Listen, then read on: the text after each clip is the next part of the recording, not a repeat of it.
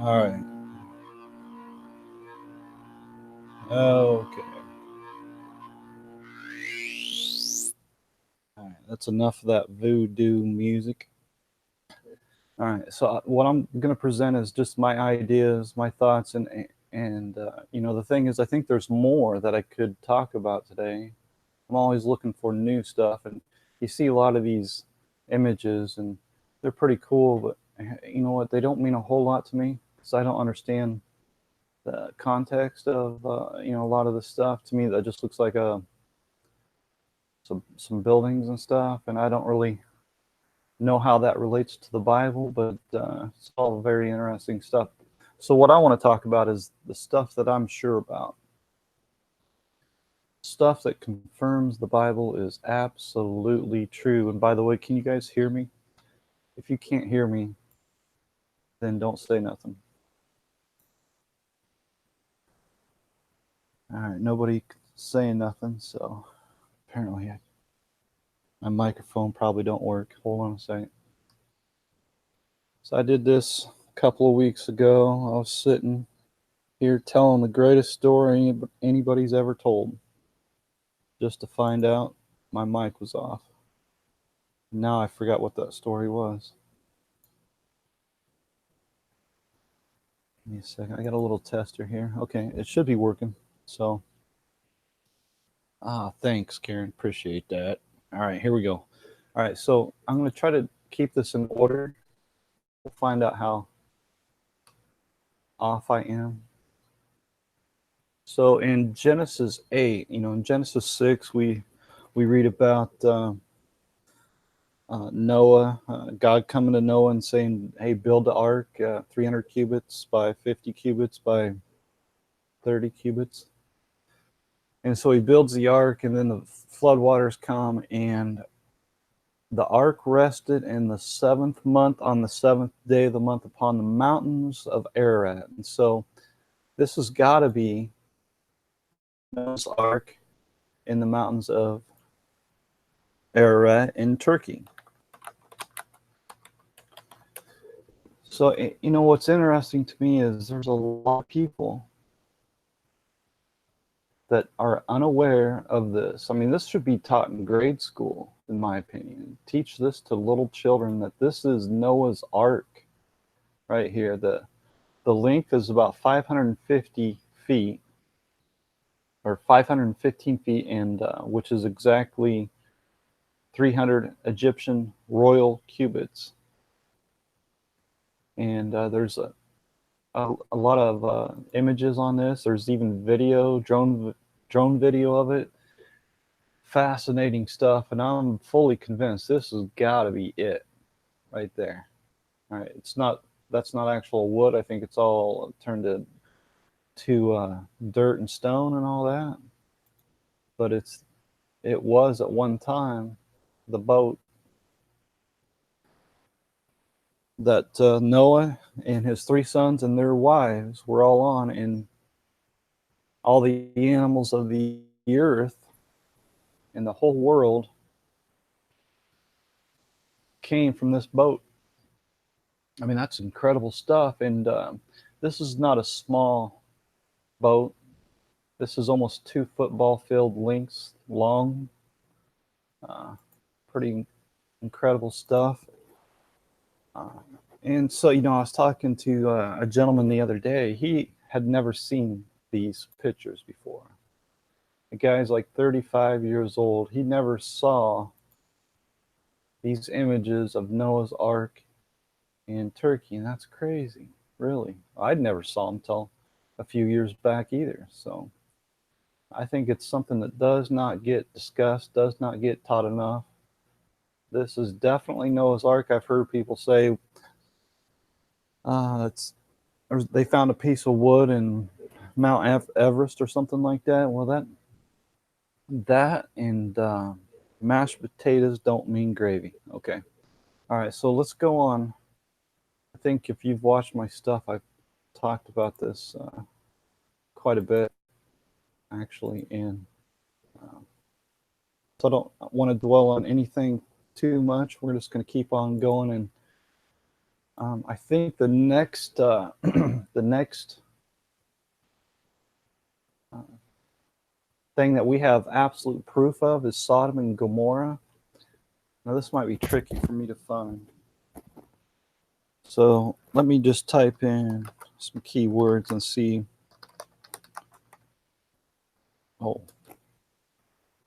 See if I can find it. All right, so this is the place where I'm not sure exactly where it's at. I don't think I could find it on Google Earth.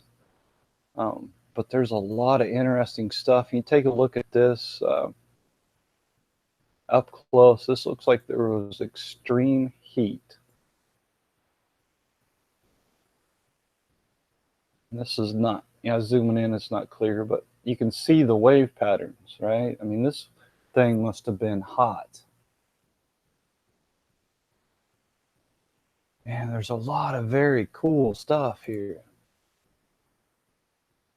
I mean, you can almost see buildings, right? I mean, that's not natural. I mean, this is probably another thing that does not get talked about enough, and that's proof that Sodom and Gomorrah was on fire. And of course, they found these, what do you call those, brimstones, or I think sulfur sulfur balls, I think they're called. I'm not sure what this is. That's something else. With like a finger bone. But anyways, you look at these. It looks like these are remnants of a city, right? This is absolute evidence that Sodom and Gomorrah was destroyed, utterly destroyed. And again, I think these wave patterns are fascinating. It's not natural, man. It was very hot, extremely hot, molten hot, right? Not sure what that is. Maybe someday I'll talk about the crater in Arizona because there's a crater in Arizona I think is evidence of Noah's flood. Anyways, see a lot of these types of structures that look like they were once buildings. There's a lot of good stuff too. Okay, so I'm not sure we're going to see all the good stuff, but we've seen enough stuff here to serve as evidence. That's not a clear image. Okay.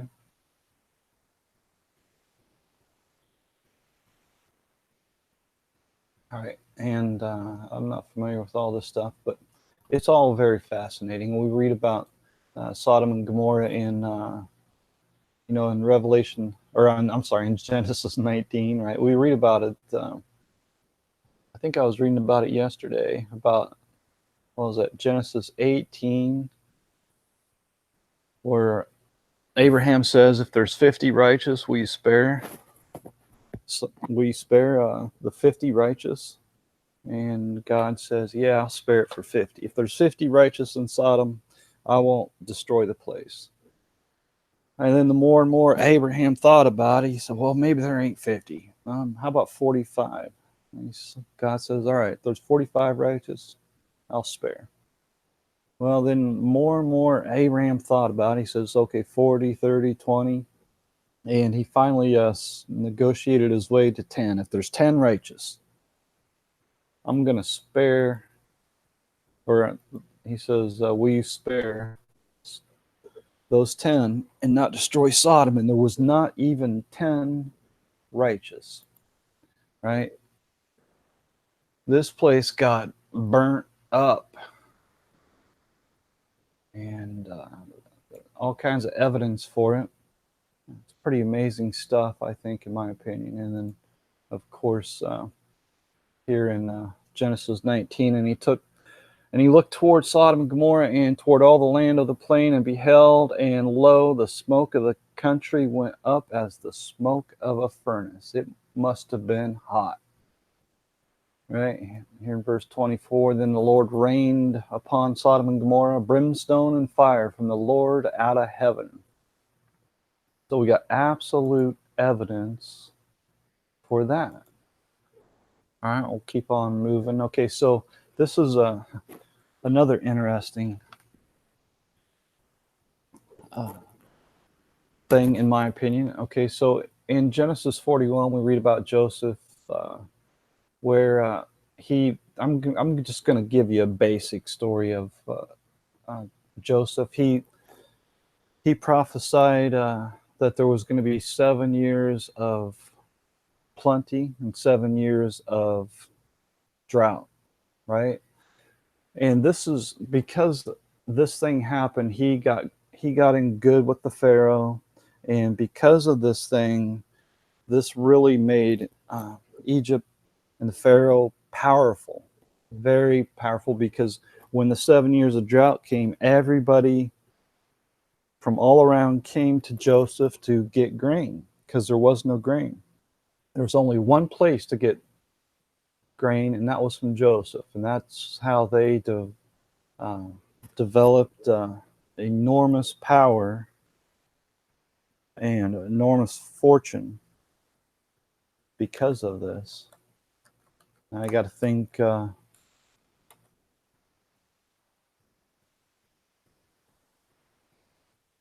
do you, Joseph? Did I have it right the first time? Okay. All right, so I'm not sure if I'm going to get this right, but there's the, yeah, I'm going to find it. Don't worry about it. There's these, wow, there's these, this step pyramid right here. And I do believe that who they call Imhotep is Joseph. And if you take a look at this step pyramid, and then I believe inside this step pyramid is these uh, basically, what do you call them? Grain shelters or whatever you want to call them, right? There's got to be some good images of this where they stored grain, 7 years worth of grain. Right here's a good one. They would store 7 years worth of grain, and they'd walk down there, collect the grain, and walk back and walk back up and so forth. And everybody, there must have been huge lines because all the people coming to get grain from this. And there's a lot of good, interesting stuff related to this. There's no question in my mind. This is where they got the grain. And then you look, if I was real good at doing these searches, I don't want to waste a bunch of time on this, but you'll find Egyptian hieroglyphs of people walking with grain and so forth. And I think with baskets of grain and so on. And I think those images are depicting this event. I'm convinced of it now. I won't be able to find it, of course, and they won't show it. But it's just interesting. I think it's another absolute evidence that the Bible is true. Now, if that's, I don't know if that's who they claim Imhotep is. I don't know if that's Joseph. I'm not willing to go that far. But that could very well be Joseph. I don't know. Wait a second. That can't be Joseph. Never mind. I don't know what this is. Unless I'm just looking at that at a weird angle. Okay, that could be right there.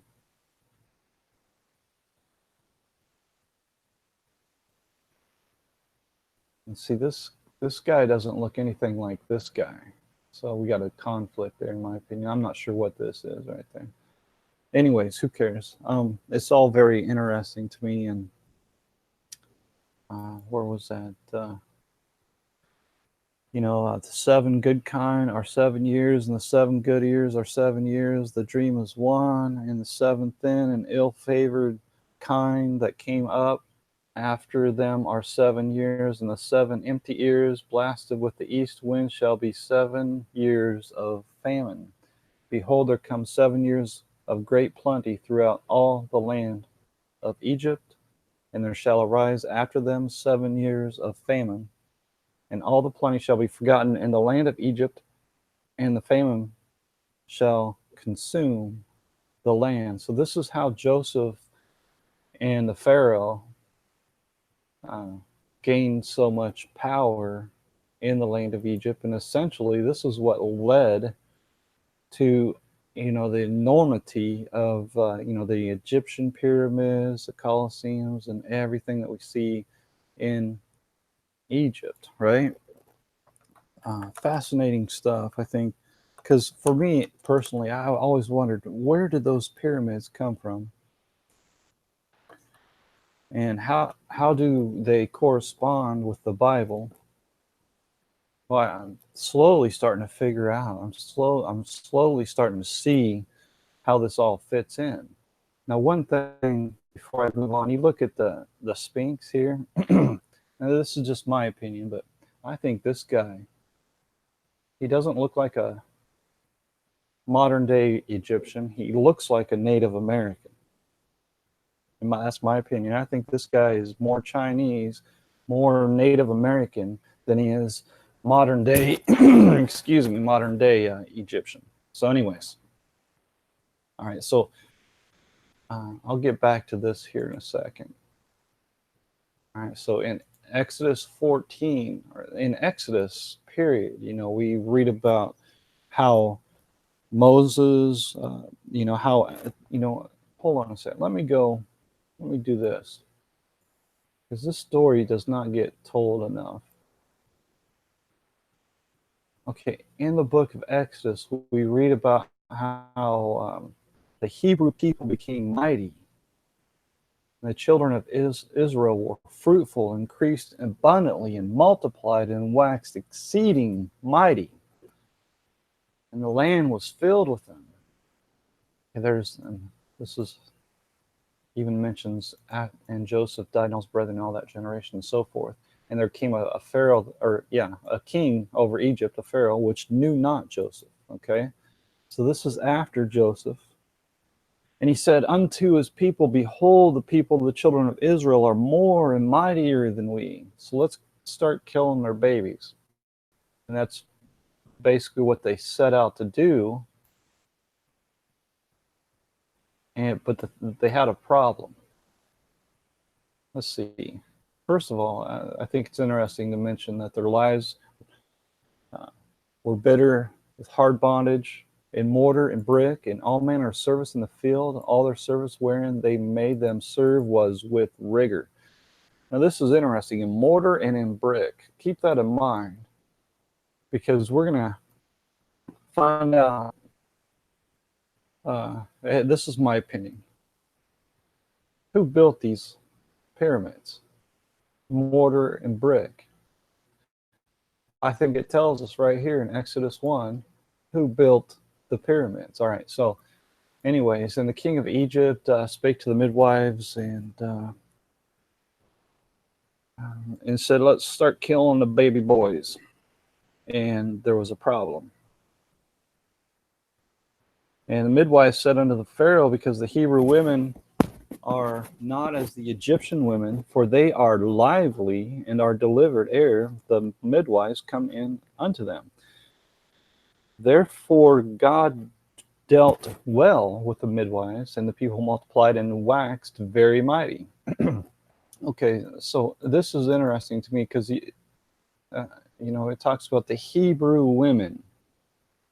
They are lively, very lively sort of women. And so if we relate that to women today, this would have to, the Hebrew women today is the Christian woman. Not the Jewish woman, but the Christian woman. And Christians in general are lively people. And that's just my opinion.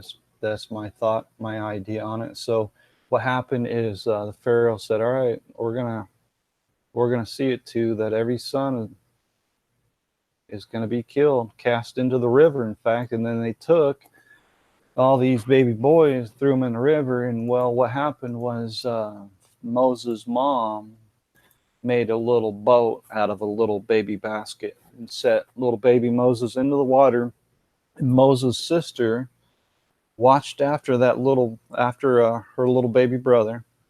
And there were some flags in the river. And we could go look at that. Where I think it is, next to Cairo, is this sort of a divide. It might not be, but I think this is where the flags were in the river were. I'm not gonna bother with it because I'll never find it. But the point is that the Pharaoh's daughter took Moses, the baby Moses, out of the water, and then the sister of Moses came to the Pharaoh's daughter and said, I know a Hebrew wife that'll nurse that baby for you. So baby Moses was brought back to his mother to be nursed, and that's an amazing story all by itself.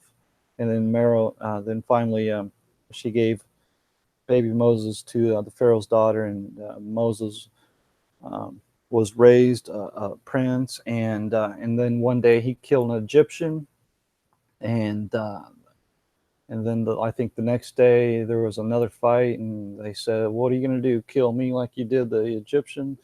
And Moses freaked out, thought, oh, this thing is known, I better get out of town. So he got out of town, went up to the mountain where there was a burning bush, and God said, "Go get my people and bring them out of Egypt." And so Moses went back into Egypt, and he went to a new Pharaoh. There was a different Pharaoh than when he escaped. And he said, "Hey, Pharaoh, I'm going to take my people and get out of town." He said, "No, you're not. What I'm going to do, though," he sort of give him a counter offer. "Well, no, I'm not going to let you go, but what I'm going to do is I'm going to make your people work even harder." So they were already working with much rigor and hardness and all that stuff. Let's see if I got the right verse here. "Ye shall no more give the people straw to make brick, as heretofore. Let them go and gather straw for themselves." So this was a big deal right here, because they were already working hard, but they were given the straw to help make the bricks. Now they got to go get their own straw, and not only do they have to get their own straw, they have to do. They have like a quota. "Ye shall not diminish aught thereof." Is that the right? "And to tell the bricks which they did make heretofore, ye shall lay upon them. Ye shall not diminish aught thereof, for they be idle. Therefore they cry, saying, Let us go and sacrifice to our God." Okay, so anyways, the point is that they were making bricks. That seems to be their main duty, is to make, not just the pyramids, but the whole everything you see over there in Egypt. In my opinion, and why would they make all this stuff themselves when they've got the Hebrew people, the Israel people, as slaves? Why not make them do all the hard work, right? That's exactly what they did, I think. They made them do all the hard work. So in fact, the children of Israel, the Hebrew people, they had to have made these. They had to do all that hard work. Okay, that's kind of a cool scene right there. But anyways, so again, where am I at here? Exodus 5.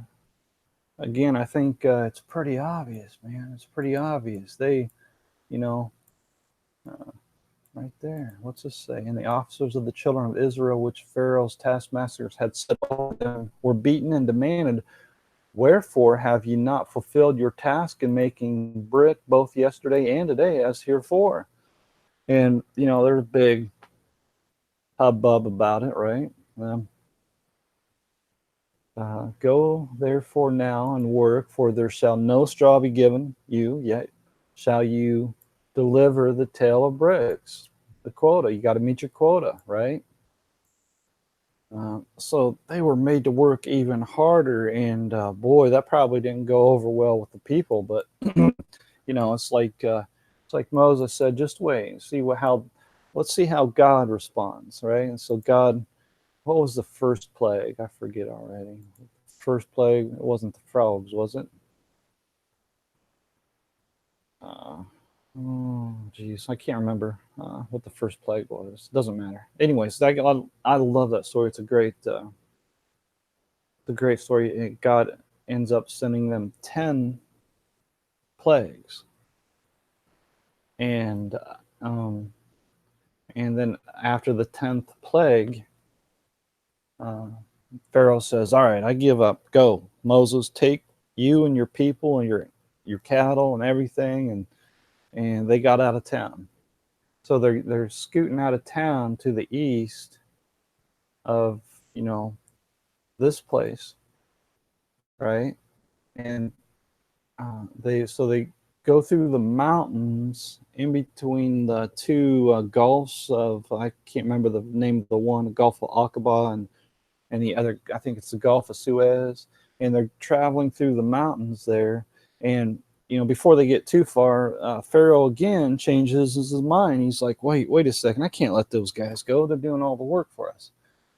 So, so they chase after him and through the mountains, and they get to a place where they were essentially trapped, right?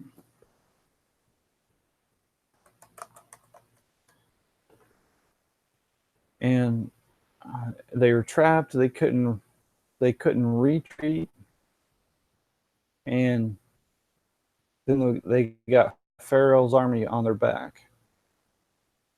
Right there. There's probably a pretty good image. Okay, so right up here would have been where the pyramids are. They would have traveled through here, probably went a little bit like this, and ended up right here, right about there. You can even see it right there. There's a little beach area right there where they would have ended up. See if we can find a better image. I'm not. What is this stuff here? This is kind of cool, but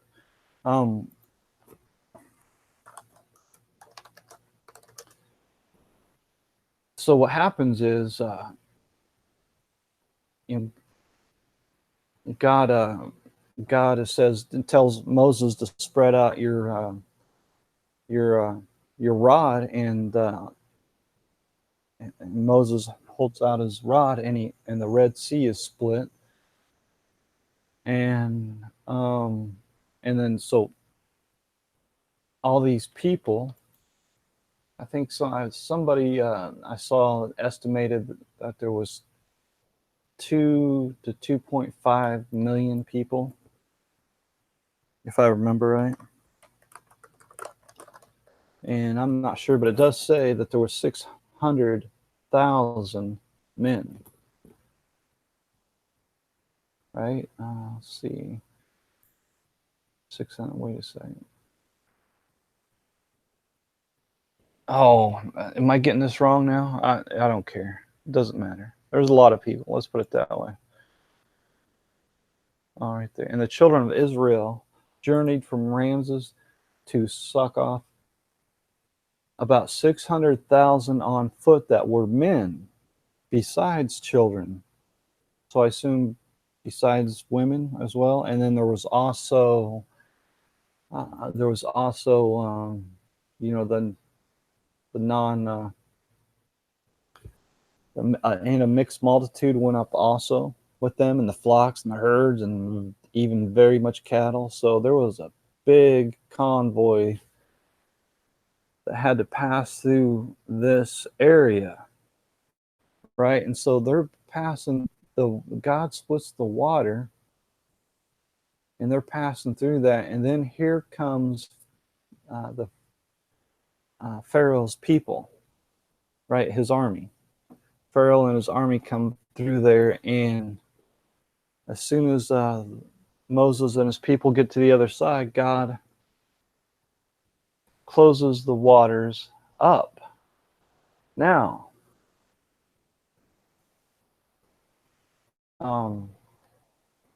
here in Exodus 14, it says, and it came to pass that in the morning watch, the Lord looked unto the host of the Egyptians through the pillar of fire and of the cloud, and troubled the host of the Egyptians, and took off their chariot wheels, that they drave them heavily, so that the Egyptians said, let us flee from the face of Israel, for the Lord fighteth for them against the Egyptians. And so God takes off the chariot wheels while they're trying to pass through the Red Sea. And after this happens, Moses stretched out his hand over the sea, and the sea returned and killed every one of them. And the waters returned and covered the chariots and the horsemen and all the host of Pharaoh that came into the sea after them. There remained not so much as one of them. Okay, but the children of Israel walked upon dry land in the midst of the sea. So that's an amazing story. So begs the question: do we have evidence of this? And the evidence is crazy, right? So we've got right there. There's one chariot wheel in the Red Sea. There's another chariot wheel, which doesn't have the coral building up on it or whatever, what have you. Uh, they say this is made of gold, and coral won't collect to gold. And Ron Wyatt talking about it, he said you can't pull this out, otherwise it would just crumble and break apart. So they got to just leave it there.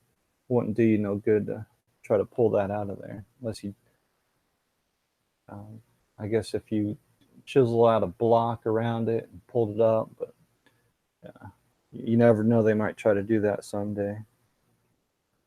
But there's all kinds. I don't know what this is right there, so I'm going to take a pass on that. But there's all kinds of evidence for these chariot wheels that we read about here in Exodus 14, verse 25, and took off their chariot wheels. And isn't it incredible that if you go to the Red Sea, even today, you're going to find these chariot wheels? And I know there's Ron Wyatt took some of these photographs, but there's also other people that have been down there and they've taken photographs of the same thing. That Ron Wyatt even collected horse bones down there. I mean, it's crazy. The evidence, and here's the pillar. There's a pillar marking both sides where they must have crossed, and I'm not sure who would have put those pillars up. Is that? I guess I don't remember so well. Is that actually in the Bible? It might be. I don't know. And here's an old image of chariot wheels, which is interesting, right? So I think the evidence is overwhelming. If you haven't, I mean, if you're not a believer, what's holding you back, man? Really, the evidence is crazy. Now, oh, here we go. Red Sea chariot wheels hoax. Now, you'll have to forgive me because I've been looking for the arguments that say that this is a hoax. Okay, well, there we go. Bad gateway. Well, because I've heard, like, you go to schnapps.com and they'll bedroom furniture club. That's odd. Okay. So you go to schnapps.com and they'll tell you that chariot wheels in the Red Sea are a hoax. But they don't explain, and right there. See, I did this last week, a couple of weeks ago, but they don't explain jeez, okay, but they don't explain how it's a hoax. They just say, it's just a hoax. Nothing to see here, folks. Just a hoax. So what am I looking at here? This is like the den of the devil right here, in my opinion. I mean, it might be useful for something, but okay. Were chariot wheels found at the bottom of the Red Sea? Were chariot wheels found at the bottom of the Red Sea? Question mark. Claims that archaeologists discovered Pharaoh's chariot and the bones of horses and men under the Red Sea stem from fake news. Fake news, man. Fake news. Is this fake news? False. Archaeologists have discovered Pharaoh's chariot and the bones of horses and men under the Red Sea. False. Oh, it's not true. All this stuff I just showed you, it's not true. These are all fake images. And so apparently, Exodus 14, God took off the chariot wheels. Apparently that's fake too. And we should put all our trust and faith and hope in schnapps.com. Okay, blah, blah, blah. It talks about this article by World News Daily Report. And this is, And they say, well, WNDR is what do you call one of those goof websites, and therefore whatever they say must be false. Okay. However, if you're looking for news of an important scientific or historical discovery, World News Daily Report is not the place to look. There's a fake news site. Disclaimer notes that the site's articles are satirical in nature. Well, there you go. It's all fake. Nothing to see here. You read on and you try to look for some sort of explanation for why it's not true, and you're not going to get one. I don't want to read all this junk because that's all it is, but you go there yourself, go read the whole. It's not a big article. It's just enough to convince you that the whole thing is not true. Well, the article might be false in the sense that this is not new stuff, but this is old. In fact, it's old stuff. I mean, this is old news, right? And it goes clear back to Exodus 14. That's how old that news is. But, these images are from 1978 and onward, from my understanding. If I remember right, it was 1978, 1979, or whenever it was that Ron Wyatt first took the photograph, if I'm even getting that part of the story right. But I've seen, they've taken this robot down there. I've seen, you got these divers down there and so on and so forth. And I think the evidence is overwhelming. I mean, if you take, all these things that I've shown you, it's overwhelming evidence. Noah's Ark, Sodom and Gomorrah, the chariot wheels in the Red Sea. Here's that beach that I was telling you about. So this is actually looking from the north to the south, and so this would be to the west, right? And so they would have traveled. I think they came through here, and imagine a couple of million people and all their cattle and everything in this area. This is a pretty big beached area, and they had no way to escape. And here comes Pharaoh's armies. And they couldn't retreat, and so God helped them. It's part of the Red Sea. I mean, it's amazing stuff. Anyways, okay, what was next? What was the next thing I wanted to talk about? Exodus 17. Behold, I will stand before thee there upon the rock in Horeb, and thou shalt smite the rock, and there shall come water out of it, that the people may drink. And Moses did so in the sight of the elders of Israel. Okay. Oops. I didn't want to do that. Hold on a second.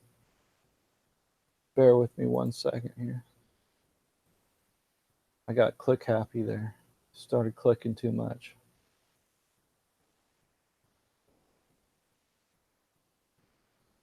All right, so I'm going to go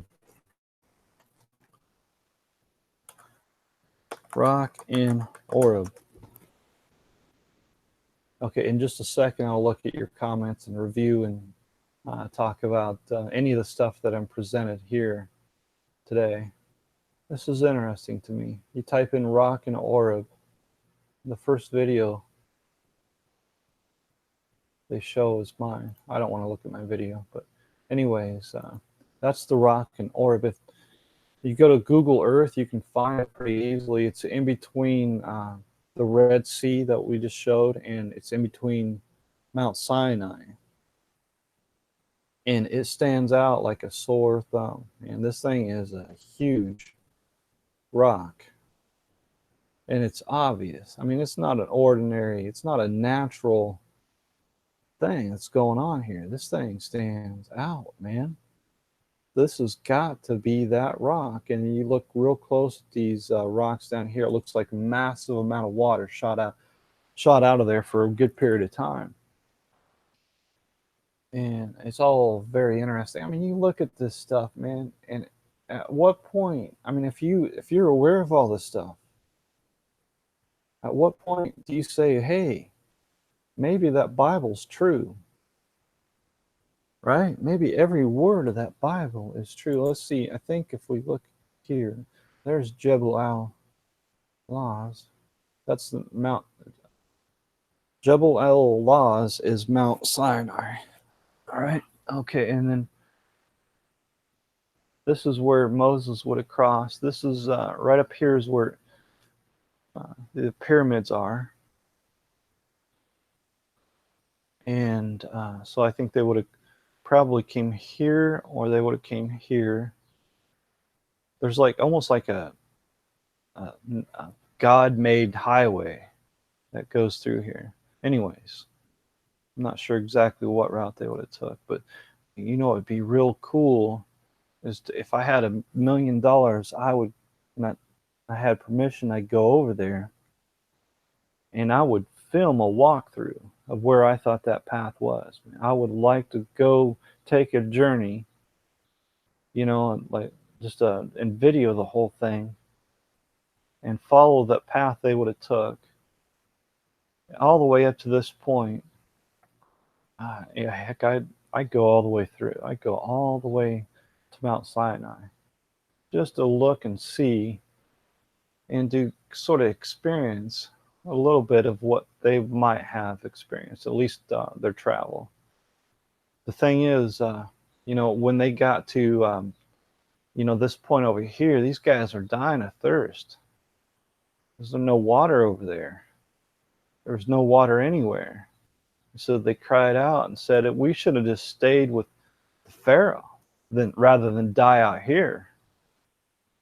All right, they were, and right there it is. And the people that thirsted there for water, and the people murmured against Moses and said, wherefore is this that thou hast brought us up out of Egypt to kill us and our children and our cattle with thirst? You know, these guys, what are you doing, Moses? You bring us all the way out here just so we could die of thirst? Come on, man. Yeah, they were ready to stone them. They were upset, I guess rightfully so. But the thing is, maybe not rightfully so, right? Because they were not, they were lacking in faith, right? And I think there's a lot of people today lacking faith. I mean, you look at all this evidence and you still don't believe. And what would it take? It's like what I was talking about yesterday, right? When I was watching that Jason Jack video the other day, and he's talking about Luke 18, I think it was, and it really got me to thinking. Maybe it was 16. I don't know. I bet it was 16. In fact, I know it was. Yeah, it was Luke 16, where there's Lazarus and the rich man. There's the rich man and the beggar, right? And he said unto them, if they hear not Moses and the prophets, neither will they be persuaded, though one rose from the dead. Because the rich man, he's burning in hell. He dies.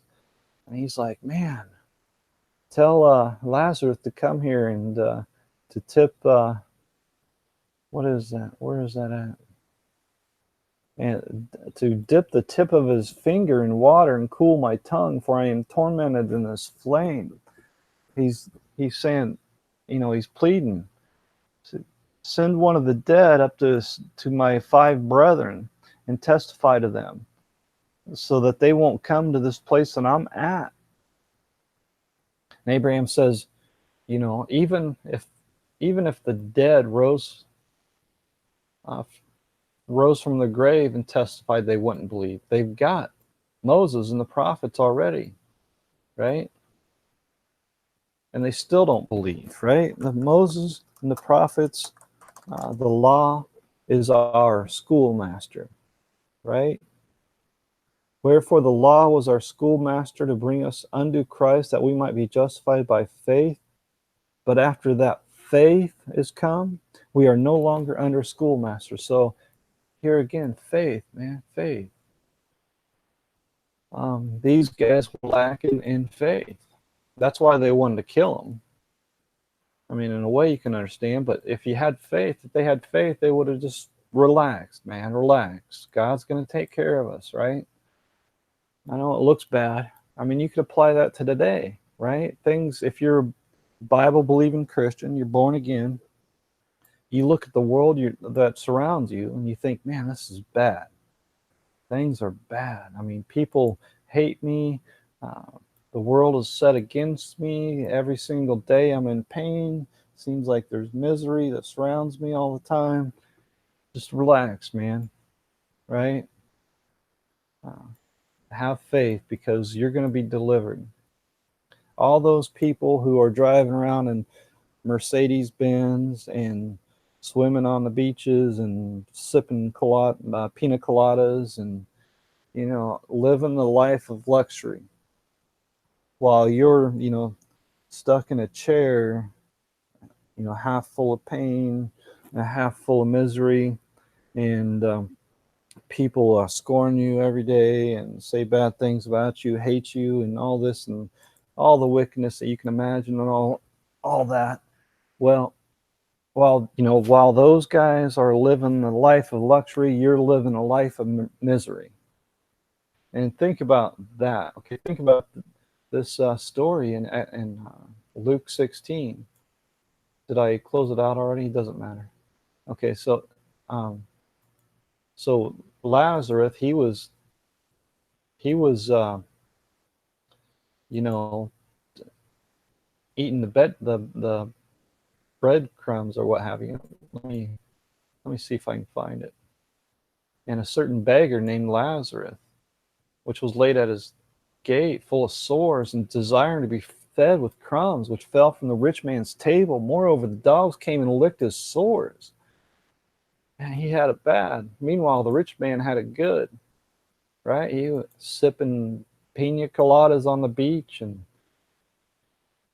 all that good stuff, smoking cigars and riding in limousines and all the good luxurious stuff, man. He was living it up. Meanwhile, Lazarus, he was suffering, man. Apply that to your life, man. Think about all the rich people and around the world who are living it up. Well, they've got their glory today. Today they glory, and today we suffer. But then there's coming a time when they're going to suffer, and we're going to glory unto life everlasting forever and ever. So, in consideration, man, I'll suffer now. No problem. No problem. Uh, no problem at all. So, anyways, that's interesting. Interesting stuff. I think I got off topic a little bit. What was I talking about? The rock and orb? Yeah, no, I was on topic. These guys lacked faith. And I think there's a lot of people today, despite all the evidence, the growing evidence. I mean, it's like we live in a world today where there's more evidence of the Bible than there ever has been, as far as spiritual and as far as physical. And I've shown you some physical evidences in the Bible, undisputable, obvious evidence that the Bible is true. And then you look at the, what's written in the Bible, all the spiritual evidence. It's amazing. And even though we have more evidence than ever before, I think there are fewer people who have faith than ever before. And the reason is obvious, right? I mean, Jesus says, "Except those days be shortened, no flesh shall be saved." So that means fewer and fewer people are going to be saved, right? But for the elect's sake, those days shall be shortened. So there's no other way around it. There has to be fewer saved people today than there was yesterday. And tomorrow there's going to be even fewer saved. And it's going to continue like that until there comes a point, if God didn't come, there would come a point there'd be no flesh saved. And just to make one more point on this. What's interesting here is in Luke 18, and he spake a parable unto them to this end, that men ought always to pray, not to faint, saying, there was in a city a judge who feared not God, neither regarded man. And there was a widow in that city, and she came unto him, saying, avenge me of mine adversary. And he would not for a while, but afterward he said within himself, though I fear not God, nor regard man, yet because this widow troubleth me, I will avenge her, lest by her continual coming she weary me. And the Lord said, hear what the unjust judge says. And shall not God avenge his own elect, which cry day and night unto him, though he bear long with them? I tell you that he will avenge them speedily. Nevertheless, when the Son of Man cometh, shall he find faith on the earth? Question mark. Is he going to find anybody that believes, that has faith? Why does he even ask that question? And that's directly connected to, except those days be shortened, there should no flesh be saved. And people just assume, that there's a lot of saved people walking around now, but is there? Right?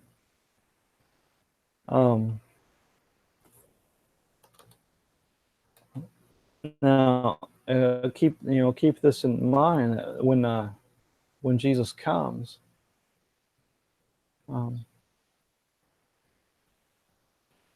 What was that verse? Let's see if I got the right one here. So, okay, as it was in the days of Noah, so shall it also be in the days of the Son of Man. They did eat, they drank, they married wives, they were given in marriage until the day that Noah entered into the ark, and the flood came and destroyed them all. And that's what it's going to be like when Jesus comes. People are going to be living their lives normally, just like they are today. There's not going to be a massive shift in the world structure and all this and that. There's not going to be a Iranian Antichrist or anything like that who's going to be worshipped by the whole world and everybody's going to bow down to him. There's not going to be this special Sunday law where you have to rest on Sunday and all these ridiculous claims that are not founded in the Bible. Everything's going to be just as they are today.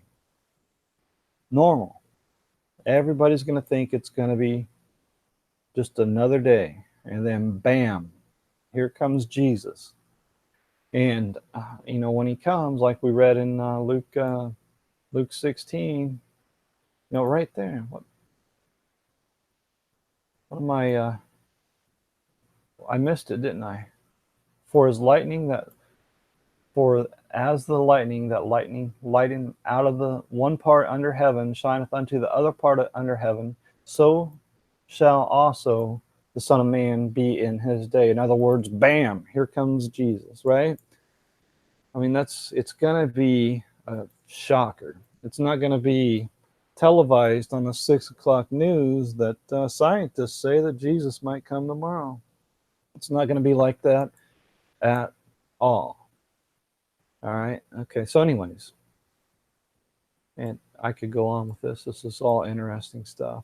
But again, have faith, man. Have faith. Okay. So there's one more thing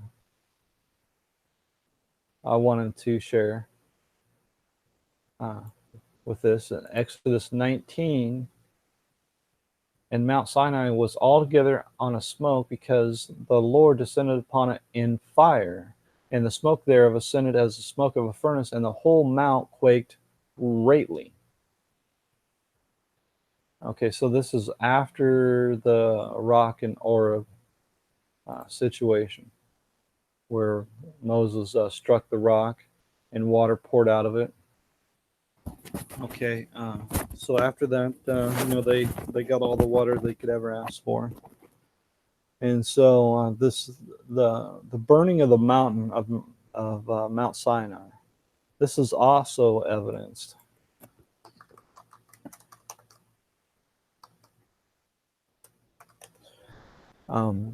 Where you can see you'll see here in a second, I hope. If they showed us the real one. Okay, there's one. Mount Sinai is not in the Sinai Peninsula. Okay, so if I went back here, they say here is the Sinai Peninsula, and there's a ridiculous story that goes along with why they named that. But the real Mount Sinai is Jebel El Laz. Okay, so maybe I ought to type in that Jebel El Laz. Isn't that interesting? The Jebel El Laz. Okay, so from this image, that almost looks like a shadow, right? It's not a shadow. That's where the Lord descended upon it with fire, and the smoke thereof ascended. The Lord descended upon it in fire. And there we have absolute evidence that something came down that was on fire. I mean, it's obvious, okay? And, like I was saying, I wonder if anybody's ever climbed that. I wonder if anybody's ever been up there. That would be interesting to find out. Be interesting to go there as well. I'm not sure what this is here.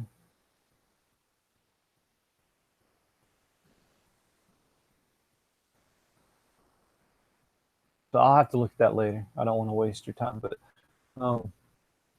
again, another solid evidence that the Bible is absolutely true, and that these images of cows, they say, is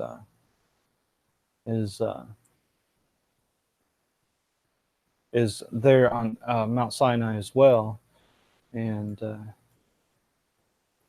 I think the claim is that it corresponds with the calf, the golden calf that they worshipped, right? So Moses, excuse me, Moses goes up to Mount Sinai. Oh, what am I doing here? What am I doing? Okay. So Moses goes up to Mount Sinai. And God gives him the 10 Commandments. And while he's doing that, you're getting the tables of, here, let me do it. Let me do it this way. Okay, so while Moses is up in the mountain, getting, the tables of stone and the law. Let's see. Let's see. And the Lord said unto Moses, come up to me into the mount and be there. When he says, come up to me into the mount, this is where he's talking about. Jebel El Laz. That's where God was and told Moses to come and be there. And I will give thee tables of stone and a law and a commandment which I have written, that thou mayest teach them. Okay, so fast forward here, and he gave unto Moses, when he had made an end of communing with him upon Mount Sinai, 2 tables of testimony, tables of stone, written with the finger of God. And Moses turned and went down from the mount, and the 2 tables of the testimony were in his hand.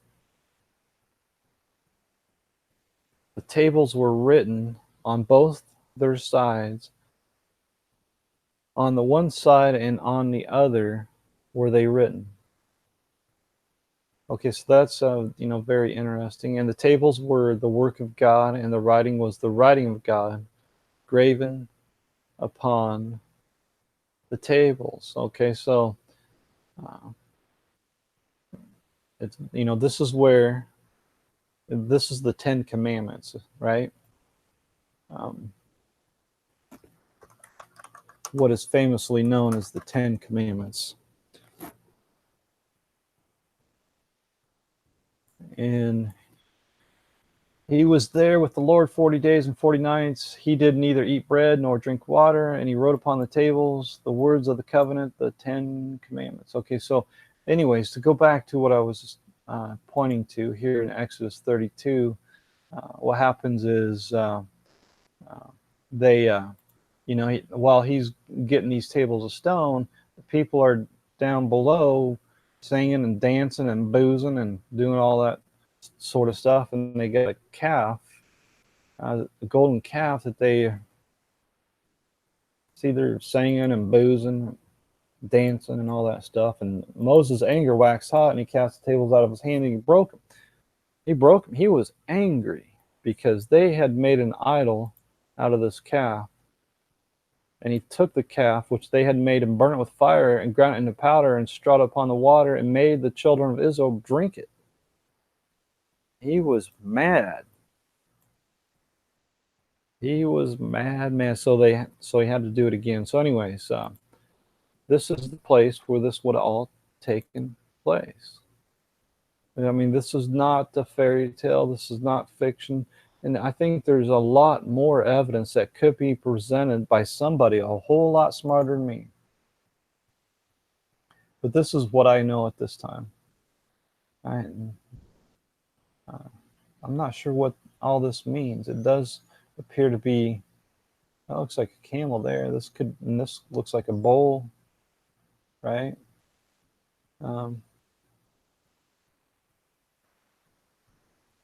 So this, I've actually never seen this one. I've seen other stuff, but not this particular one. No, it's all very interesting stuff. All right, so anyways, that's enough of that. That's all I got. There's probably some other stuff that I could speculate on, but I don't want to get into stuff I'm not sure about at this point. So I'm going to go through your comments, and if you have any, we'll talk. I can talk more about this stuff, about the stuff that I've already covered. I don't know if anybody's even watching anymore. Probably got sick of me. My audio probably went out. Here, let me check. Let me go through your comments and see what you guys have to say. Oh, I probably should have done this while. I didn't think you guys would be talking. I didn't think anybody be watching. Okay, so thanks, Karen. You can hear me. Audio is okay. Thanks, Marion. Surprising the Muslims hadn't blown it up at this time. Well, yeah, maybe they will. You never know. But maybe it won't be the Muslims. Maybe the CIA will come in. I mean, who's to say what's on that television is true and what's not true? Okay. All right. Hello. Okay. Very interesting. 13 on WoW increased. Not sure what you're talking about. 13 on a WoW increased by Roddick. Not sure what that means. Egyptians would probably have given Joseph a different name. Yeah. That's a good point, William Gilmore. So maybe the Egyptian name of Joseph was Imhotep. That would make sense, wouldn't it? I don't remember which name, but I know that the Egyptians did give him a name. Yeah, I think that name might have been Imhotep. That's what I think. That's my opinion. I know Daniel and his 3 friends were given different names by the Babylonians. Okay. Joseph's Egyptian name was. Here, let me bring this in so you can see what I'm looking at here. All right, give it a minute here. That way you guys can see where I'm at on the comments. Maybe not. Maybe this will just freeze and my computer will freeze and the whole thing will blow up and then Jesus will come and it won't matter. All right. Okay. Give me a second here while this thing tries to think about what's going on here. Somebody said something that was interesting here. Okay. There's Roderick's 13 on WoW. And there's the comments. Okay, the Zafnath. See, I don't know. I can't even say that word. I can make sounds that don't sound anything like that word. So I might have to look into this a little bit more later. And so that's what I was talking about with a friend of mine the other day. Now, I don't want to get into this yet. Maybe I shouldn't even say anything, but yeah, no, I did say earlier, I think the Egyptians were Native American, like the Sphinx right there. And you look at the Egyptian pharaohs, I think they were all Native Americans, or that type of people, Native American, Chinese, Japanese, those kind of people. But then I think maybe the Hebrew people, I think they were black. Now, I don't think it's a big deal, but I think they were all black Negroids, and the pharaohs and the Egyptians were Mongoloids. That's what I think, but I'm not gonna. It's nothing to get mad about. That looks like Sylvester Stallone. I'm not sure what's going on here. See, the more and more stuff that gets put on the internet, the more and more polluted it gets.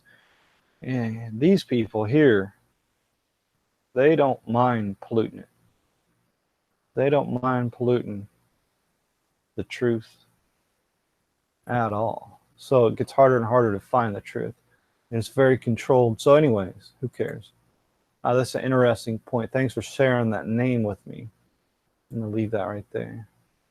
So I don't know enough about it. I'll have to look more into it. Wonder what the meaning of that name was. Yeah, probably meant something. There's another name. Where do you get these names at? I can't even say them. Targum Mongolobulas. Can't even say those words, man. Come on. Gives the meaning of the name as the man to whom mysteries are revealed. All right, I'll have to take your word on that. Like the mysteries for a 7-year famine, I suppose. Joseph became known as a dream interpreter through the baker and cupbearer story, then for Pharaoh's famine dreams. Yep. None of Pharaoh's soothsayers could interpret them, but Joseph did.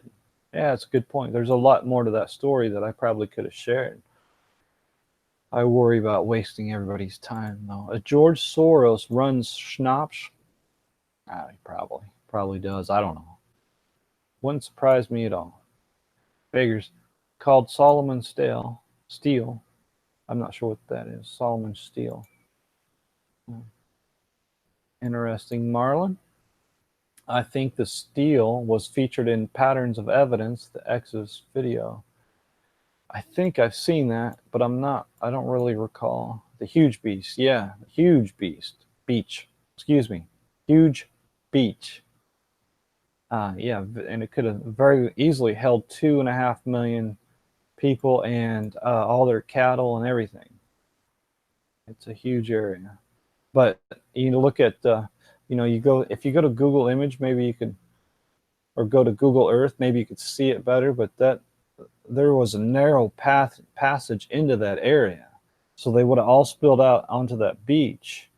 It wouldn't have been so easy to escape that beach other than to go by water, like they did. The New World Order loves to change history. Yeah, at least to confuse it, so nobody knows what to believe, right?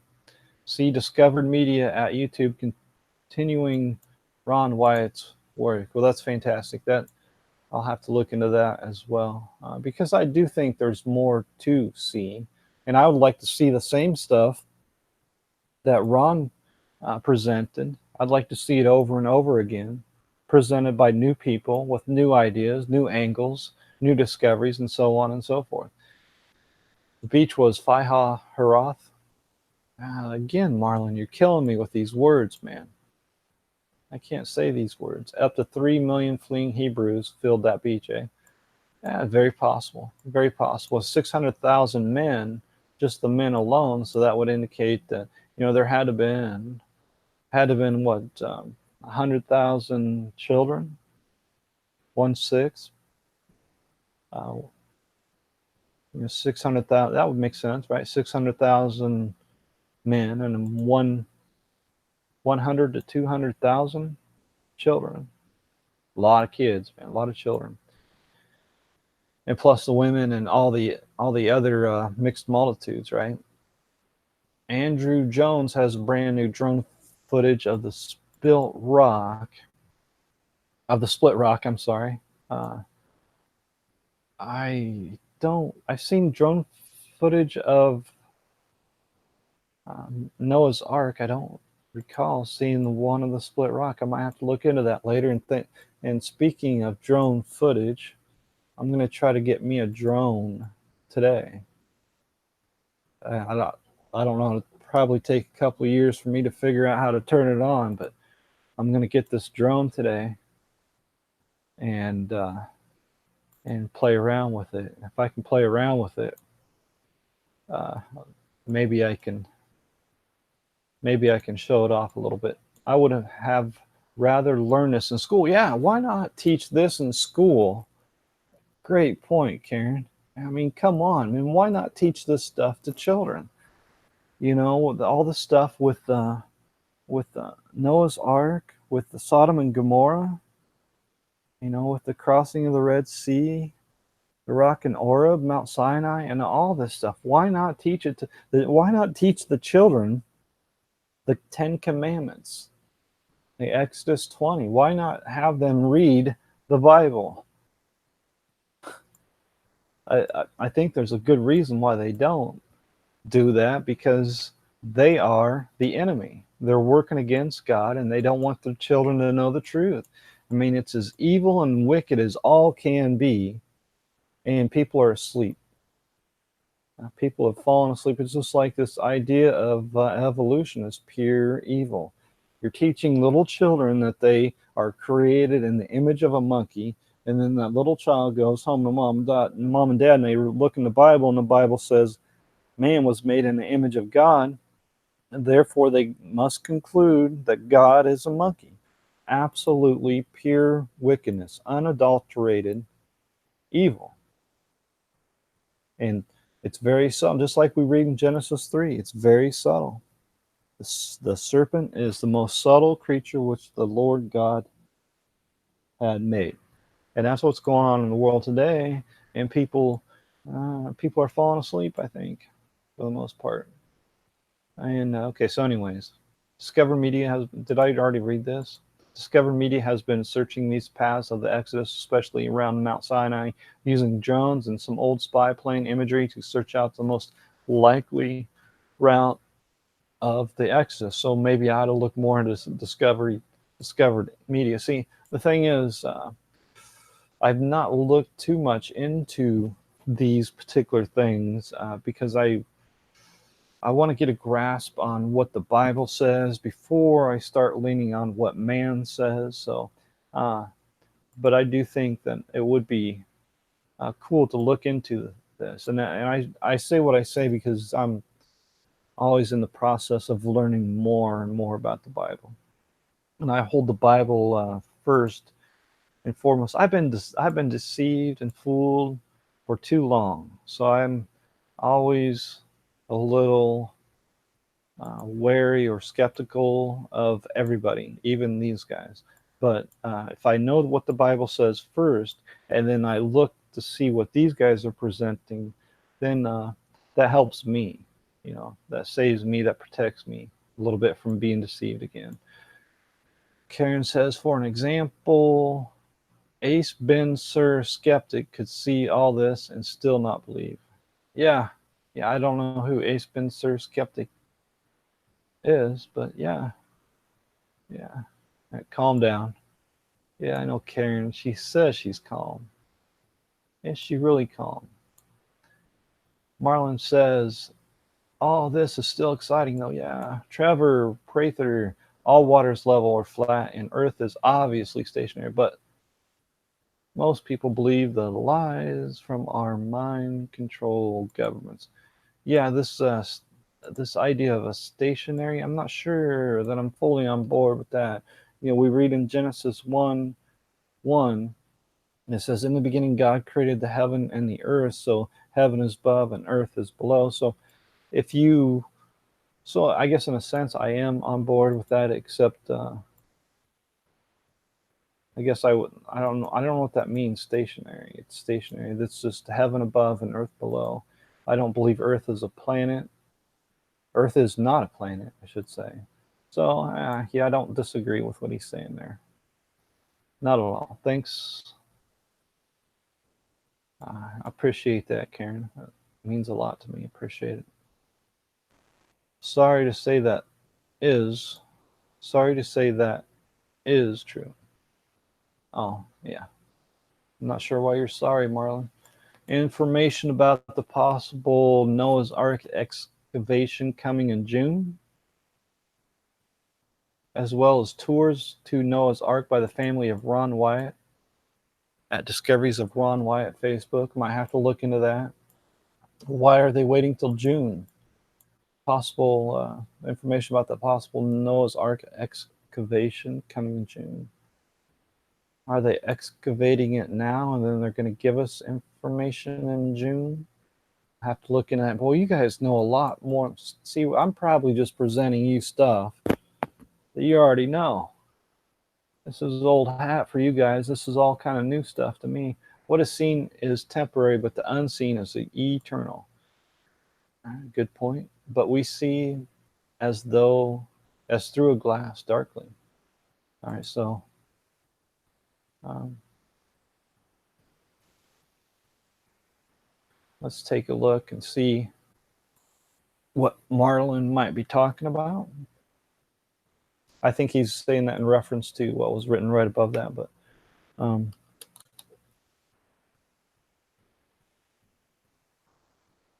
see. Boy, I got a lot of windows open, don't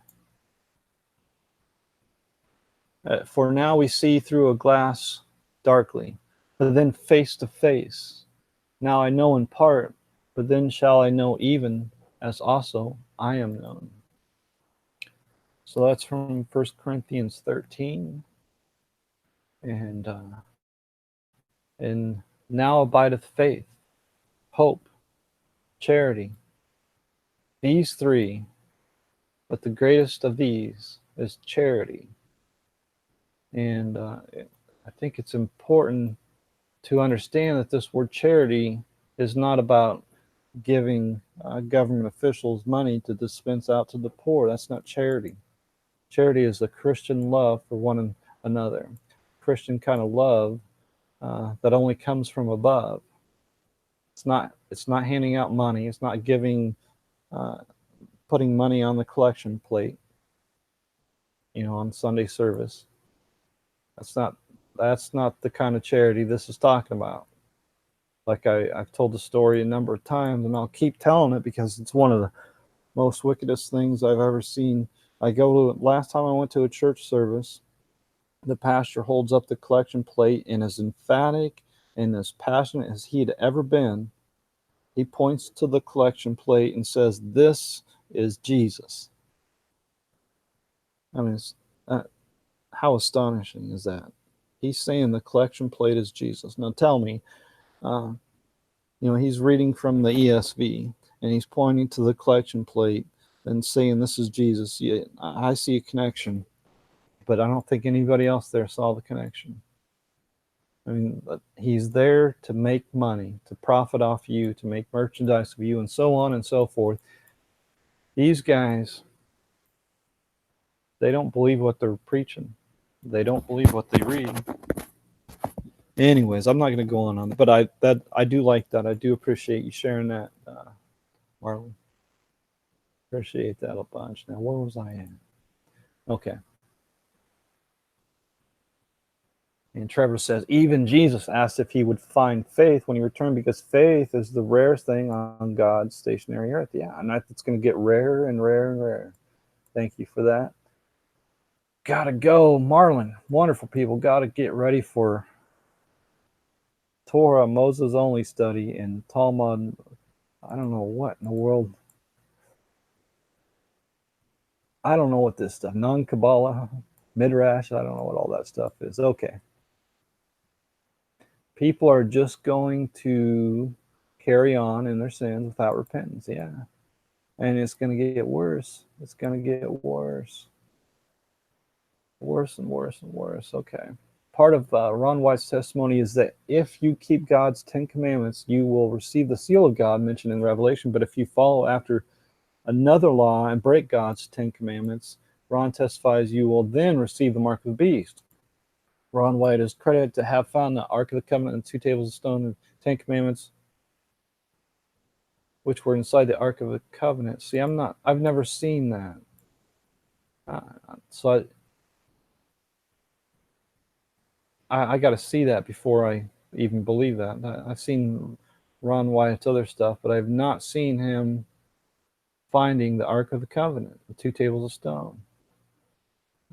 So, I mean, maybe you're right, but I've not seen it. But yeah, this testimony that you got to keep the 10 commandments and to receive this is all SDA, Seventh Day Adventist teaching, and they teach that the Sunday law that is coming is going to be the Sunday law that will never come. They teach that that's the mark of the beast. Doesn't make any biblical sense whatsoever, but that's what happens when you put faith into these denominational churches and not faith in the Word of God. And what Ron Wyatt did was great. It was fantastic, wonderful stuff. But he didn't actually part the Red Sea. He didn't actually cause the chariot wheels to come off. He didn't strike the rock and split it in half. He didn't build the ark and bring in all the animals of the earth. He didn't do any of that stuff. All he did was find them and take pictures of them. Really, that's all he did. He brought a camera and took pictures of them. That's all he really did. So beyond, let's not give Ron Wyatt too much credit for these things that God did, right? And so whatever he's teaching, let's not take that with what he's found. There's no way. The mark of the beast is a mark of a government, a king and his kingdom. There's no way at all this Sunday law thing is consistent with anything written in the Bible. And I don't want to get into that now, but I understand what you're saying here is that, at least I think that's what you're saying, is that maybe that was somebody else, that what Ron Wyatt believed might not square exactly with the Bible. Okay, so who cares? The sea patterns of evidence, the Moses controversy for the significance. What happened here? For the significance of the 10 Commandments written by the finger of God in the first alphabet in history. Well, the first alphabet in history. Well, what are you talking about? Because we read in Genesis 11 that the whole world spoke one language, and then God confounded that language. So there's a little bit of a problem, I think, because if you go back to Genesis 6, God destroys the whole world. Okay, I don't know. I'm not sure where you're at there. I appreciate that information all the same, though.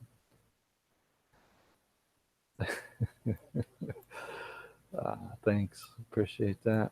Yeah, you know what? The idea of the drone sounds great. I have a feeling once I get a hold of this drone, it's going to be like, you know, it's going to be like trying to figure out how to build a rocket to fly to the moon. I'm not sure how it's going to go over. We'll find out. We humans are never going to fix it. Only Jesus can. You got it. You got it. Tiger Doug. Tiger Doug. That Tiger. Oh, I was thinking of Tiger Dan. I don't know if you ever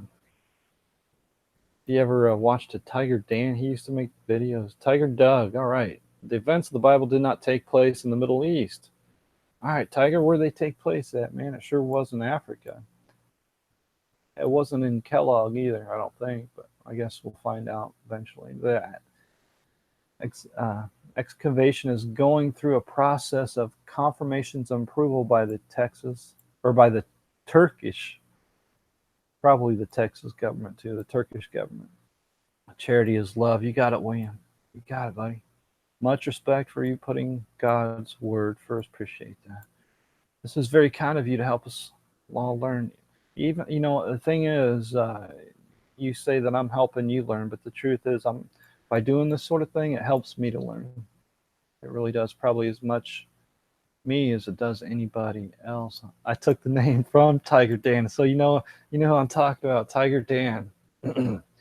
Yeah, he was a nice fella, and all of a sudden he disappeared. He got kind of confused there at the end, and he got kind of, I think his head spun around a couple of times, and then he sort of disappeared. But I wouldn't doubt if he didn't come back. Maybe he's already back. I haven't looked at his stuff for quite a while. I mean, this is like 3-4 years ago, I think. I'm just curious. I'm going to waste a little bit more of your guys' time. And then I got some other stuff. Some other comments I'm going to go through. So if you guys have any questions, I don't know what that means. Right there he is. Tiger Dan 925. See if he's still. I really liked this guy. I thought he was a nice guy. Okay, so this will, in about 30 minutes when this loads, we'll take a look and see if his videos are still up. He used to make, biblically based videos, or prophecy, science, truth, prove all things. There he is right there. Let's see, when's the last time he done a video? 3 years ago. Okay, so he goes, let's go back, because I think he's been making videos for quite a while. All right. Maybe this would be a waste of time here, but I'm not sure what all he used to talk about. I think he talked just about Bible prophecy and all that stuff. Gog and Magog identified. It's not Russia. So that might be something I could look into later. Okay. He's being silly there. Yeah, the 9/11 thing, Karen said something about that. Yeah, it wasn't, I went, 10 years believing the official story. And then, I just absolutely refused to listen to anybody. People were trying to tell me, no, I don't believe the official story. I said, no, you're nuts, man. You're nuts. I'm not even going to listen to what you have to say, man. You're just nuts. That's all there is to it. Well, then one day I thought, well, let's take a look and see what they're saying. What's it going to hurt? And the first thing I saw was a video on Building 7. And I got to thinking, wait a second, I don't remember Building 7. I don't remember that at all. Well, that's because it happened like at 5 o'clock at night. I was working. I woke up late that day. Started working at 11 that day, and so I woke up like at 8. I don't remember exactly the time it was. Right around 8 or 9 o'clock, and I turned on the news, and it was right before the second plane hit. They were talking about a plane hit a building in New York, and I thought, come on, man, if this was Bill Clinton, they're just going to brush this under the rug. And, I was all into politics at that time, but we had a new president. Let's see what this new president does. And then the second plane hit, and I was like, that's it. And that's it. There should be absolutely no doubt there's people trying to war with us. And see, I was caught up into all that nonsense. And it turns out, 10 years later that, hey, what happened? What happened? Late, after I was gone, after I got away from that TV? I never heard anything about Building 7. How is that even possible? They were spending 24/7 on the news cycles talking about 9/11 and everything that happened, and I just don't remember Building 7. And boy, you take a look at Building 7 and explain to me how that thing fell the way it fell. And I'm not buying it. I'm not buying it. There's something seriously wrong with Building 7. And so once you deeply consider Building 7, and if you come to the conclusion like I did that Building 7 could not have dropped the way it did without some help, then you have to then question the entire story. And then that includes everything. So, okay, so Tiger Dan, he's, kind of getting into this Bible stuff. Okay, so I'm not going to get into that. I'm not going to touch that because we might have a little bit of a disagreement with that. But I just want to show you, kind of go through the history. He's going through all this Bible stuff, and which is cool. And then, I'm not sure what that is. Okay. He's talking about Kent Hovind, pretty cool stuff, pretty cool. And then here, okay, I'm not sure if I'm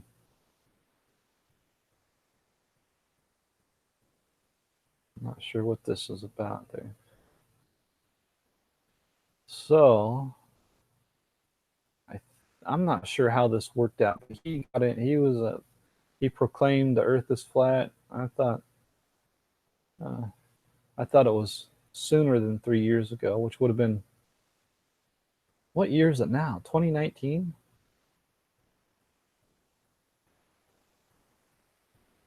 I got to look at my calendar. 2019, 3 years ago would have been 2016. So I thought it was longer than that.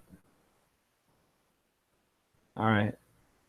So anyways, what I just want to kind of walk through here, this guy,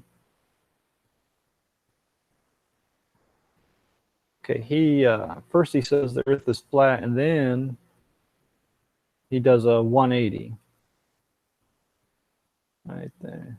I'm not sure if these are pro or con. Okay, but anyway, so he goes through this video series and says, okay, the flat Earth is deception. Okay, and he talks about, which is good, to examine every single one of these points. And I kind of wonder if this doesn't come back to bite him. I hope it does, in a way, really. See, I never like to make any arguments on the map, because first you have to prove the map before you can use the map as a foundation to prove anything. And I don't think anybody can prove the map. So anyways, you see that he's using all these maps to make his points. I don't want to get into all that. I think it's good to examine each and every detail, if you will, each and every point, the pros and cons of each, to see both sides of what both sides are saying. And I think that's all good. But when it really comes down to it, what is your final authority in what you believe? Okay, now I'll tell you my final authority, at least on this particular subject. Genesis 1 verse 1, in the beginning God created the heaven and the earth. Okay, so to go beyond that right there is to go beyond the Bible. You go outside your front door, your back door, you look outside, what do you see? Heaven above, earth below. to go beyond that is to go beyond the Bible. And so everything related to heliocentrism is outside of the Bible. So I don't believe none of it. All right? That's where I am on that. So Dan, he kind of he goes for and he goes against, and he sways back and forth. And what is that verse in the Bible? I don't want to make it out like I'm picking on Dan, because I like the guy, and I hope he comes back and comes back stronger than ever. But let me see if there's. I think what happened. This is just in my imagination. What happened to him? He got tossed to and fro. So that he here in Ephesians 4, verse 14, that we henceforth be no more children, tossed to and fro and carried about with every wind of doctrine, by the sleight of men, in cunning craftiness, whereby they lie in wait to deceive. Okay, so this is something we got to be aware of, right?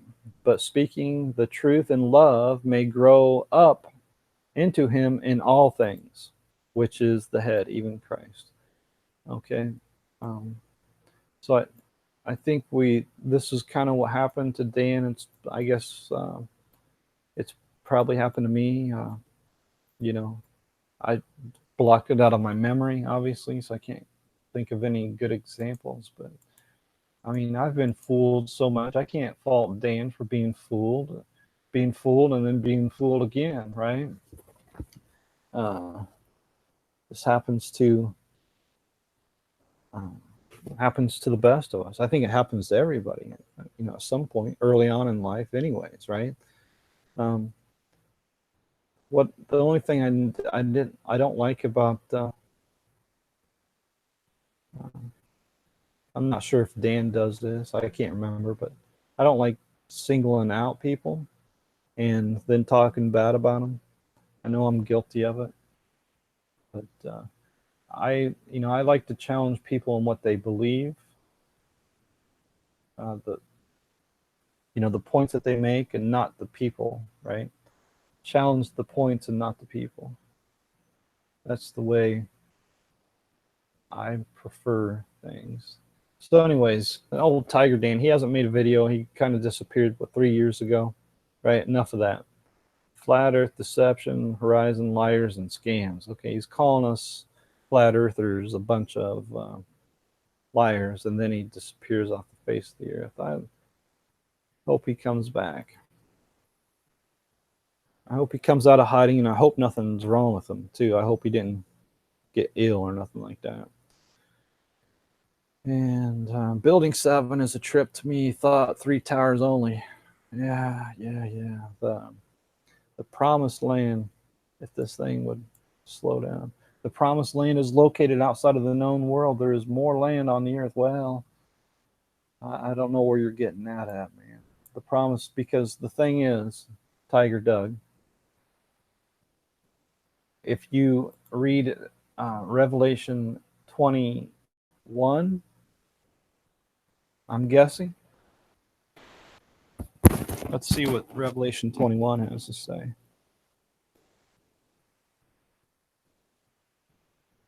Revelation 21.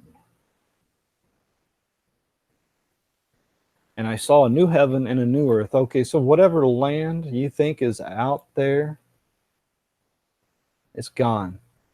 It's going away. So you're imagining that there's land elsewhere that's in vain, that's never going to be found, and then there's coming a new heaven and a new earth. So the land that might be undiscovered might be in your backyard. The promised land could be there. I'm not sure what you're talking about. Building 7 was the third building. What happened here? Building 7 was the third building. See, Building 1 got hit by a plane. Building 2 got hit by a plane. Building 7 did not get hit by a plane.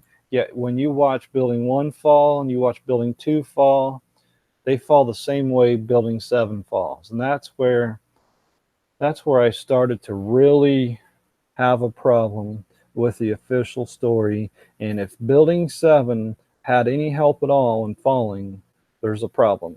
And if there's a problem there, there's a problem with the entire official story. And I can't accept it. I can't accept the official account of building 7. Can't do it. How can a person stay flat and change the globe? Only money talks. I don't know how that happens, really. I think it just, if you're not sure what you believe in, uh, that sort of thing happens. There's that passage in the Bible. I should cut these down a little bit.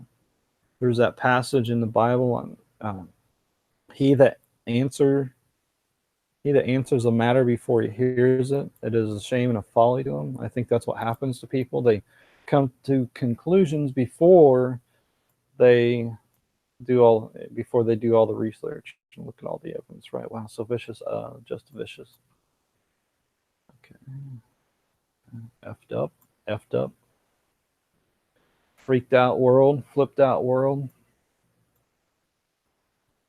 Tiger Dan used to pull people into flat earth and then pull the rug out of them. It might have been he could very well have been his priority.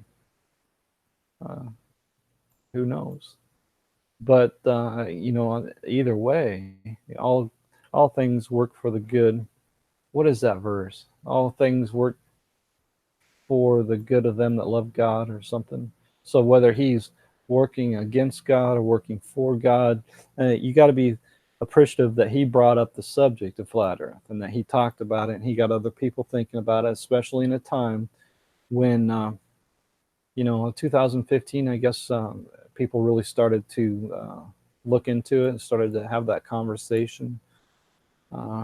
So that was a good time to talk about it, for sure. And that's what he did, whether he believed one way or another. I just wanted people talking about it. I didn't think at that time there was enough people talking about it. 2015 really opened up the conversation, and it's gotten even greater. It's truly amazing when you run into people that have absolutely no idea who you are or what you believe, and they're talking about it. That's, to me, incredible, especially in small town Iowa, for sure. Earth rotation came from a vain imagination. Absolutely did. There is an end of the great earth where the proud waves halt. Yeah, there's that's what we read in Job. Day and night comes to an end. This is always an interesting verse for me, to me, because it says he has compassed the water with bonds until the day and night comes to an end. And we read in Revelation, of course, that they have no need for the sun. There's a parallel, or there's a connection there to be made, because right there in Job we read it, until day and night come to an end. It says he has compassed the waters with bonds until the day and night come to an end. Why would he say that if there was not coming an end of day and night? And there shall be no night there, and they need no candle, neither light of the sun, for the Lord God giveth them light, and they shall reign forever and ever. Okay, and this is clearly speaking of those of us after the resurrection, because we read in Revelation 20 where they reign 1,000 years. This is before the resurrection. See, we will not reign with Jesus Christ in this body forever and ever. There's coming an end to this world, and when that end comes, we will be resurrected, and we will reign forever and ever with the Lord God. Pretty simple stuff. I know people try to complicate it and confuse it. and all that stuff. But yeah. Where was I at? Um, Truly in vain, new earth and new heaven is promised. You got it. The promised land. The promised land is coming, for sure. When there's a new heaven, a new earth after the resurrection. Hallelujah. Three demolitions. Three demolitions. That's what it was. Man, that's what I think. I don't think one fell down naturally. I think they were all. If Building 7 was purposely, if Building 7 had help, Building 7 or Building 1 and 2 had help. That's all there is to it. And anybody that says otherwise is not being honest. Either not being honest with themselves or not being honest with you and me. We'll know. We'll know. Something world. The earth will exist during the 1,000-year millennial reign of Jesus. There we go. I don't know what you're talking about, William. I'm going to pick on you a little bit. I'm not going to get mad at you. Now, actually, I appreciate what you're doing here. Okay, so in Luke 1, see, you're talking about a 1,000-year reign of Jesus Christ. Well, that's not in the Bible. I want to help. I wish I could convince somebody of something. And I can't convince nobody of nothing. Which is, I guess, that's how this world is. I guess the same could be said about me. Nobody can convince me of nothing. Either I'm as stubborn as a mule also. But I want to show you something, give you something to think about. And he shall reign. This is talking about Jesus, and he shall reign over the house of Jacob forever. And his kingdom there shall be no end. So how can you say Jesus reigns 1,000 years when here in Luke 1 verse 33 it says his kingdom there shall be no end. He shall reign over the house of Jacob forever. Not for 1,000 years, but forever. So we got a conflict to say that Jesus only reigns 1,000 years. But he's going to reign 1,000 years and then stop reigning? I don't understand. It doesn't make any sense to me. I can't understand that. And not only that, the Bible never says Jesus reigns 1,000 years. Now, keep in mind, I'm not really picking on you because I see this with so many people. It drives me nuts. Why are so many people making this claim that Jesus reigns 1,000 years? It's not found in the Bible. Nowhere. The only mention of 1,000-year reign is here in Revelation 20. And it says they lived and reigned with Jesus, with Christ 1,000 years. But they shall be priests of God and of Christ, and shall reign with him 1,000 years. So it's not Jesus reigning 1,000 years, because what we read in Luke 1 verse 33, his reign is forever. So it's us. It's us, we believers, the chosen, the elect. We reign with Christ 1,000 years. And then comes the resurrection. Okay. And then comes the resurrection. And then, like we read in Revelation 20, was it 22 or 21?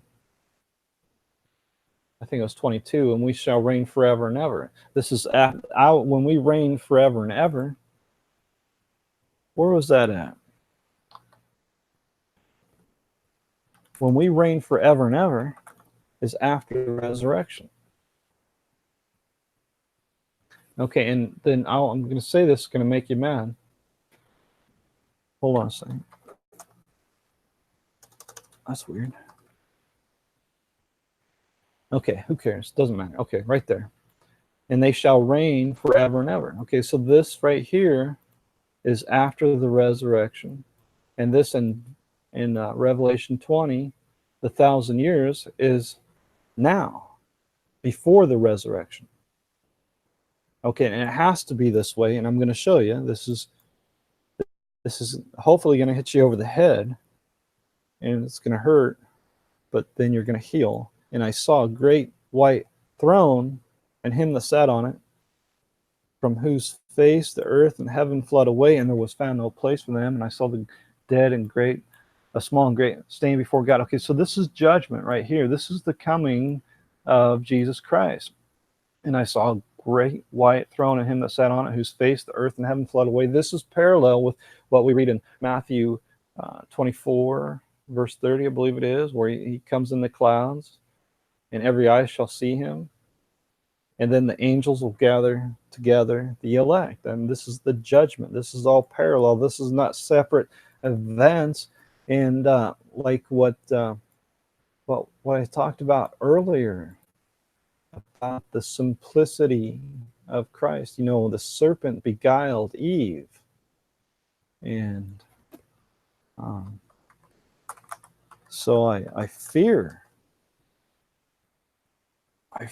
lest by any means, as the serpent beguiled Eve through his subtlety, so your mind should be corrupted from the simplicity that is in Christ. Okay, so this is very simple stuff, and we no need to make this more complicated than it is. We've got all the stuff that's going on now, and then in verse 11 we got the return of Jesus Christ and the judgment, and death and hell are cast into the lake of fire, the second death. So it's very simple. We have our 70, 80 years of life if we're fortunate, right? And then it is appointed unto men once to live, and then after that, the judgment. And this is the judgment that is spoken of right there, right? The great white throne is Jesus Christ coming in the clouds of heaven. So you can't have Jesus Christ coming, gathering together his elect, and then waiting 1,000 years and then coming again. I understand this is difficult to understand, but I just want to show this to you to give you something to think about. This 1,000 years has to be happening now. And think about this. It says they lived and reigned with Christ 1,000 years. If Jesus Christ is not living and reigning in your life right now, how can you say you're saved? All right? Think about that. What's this say?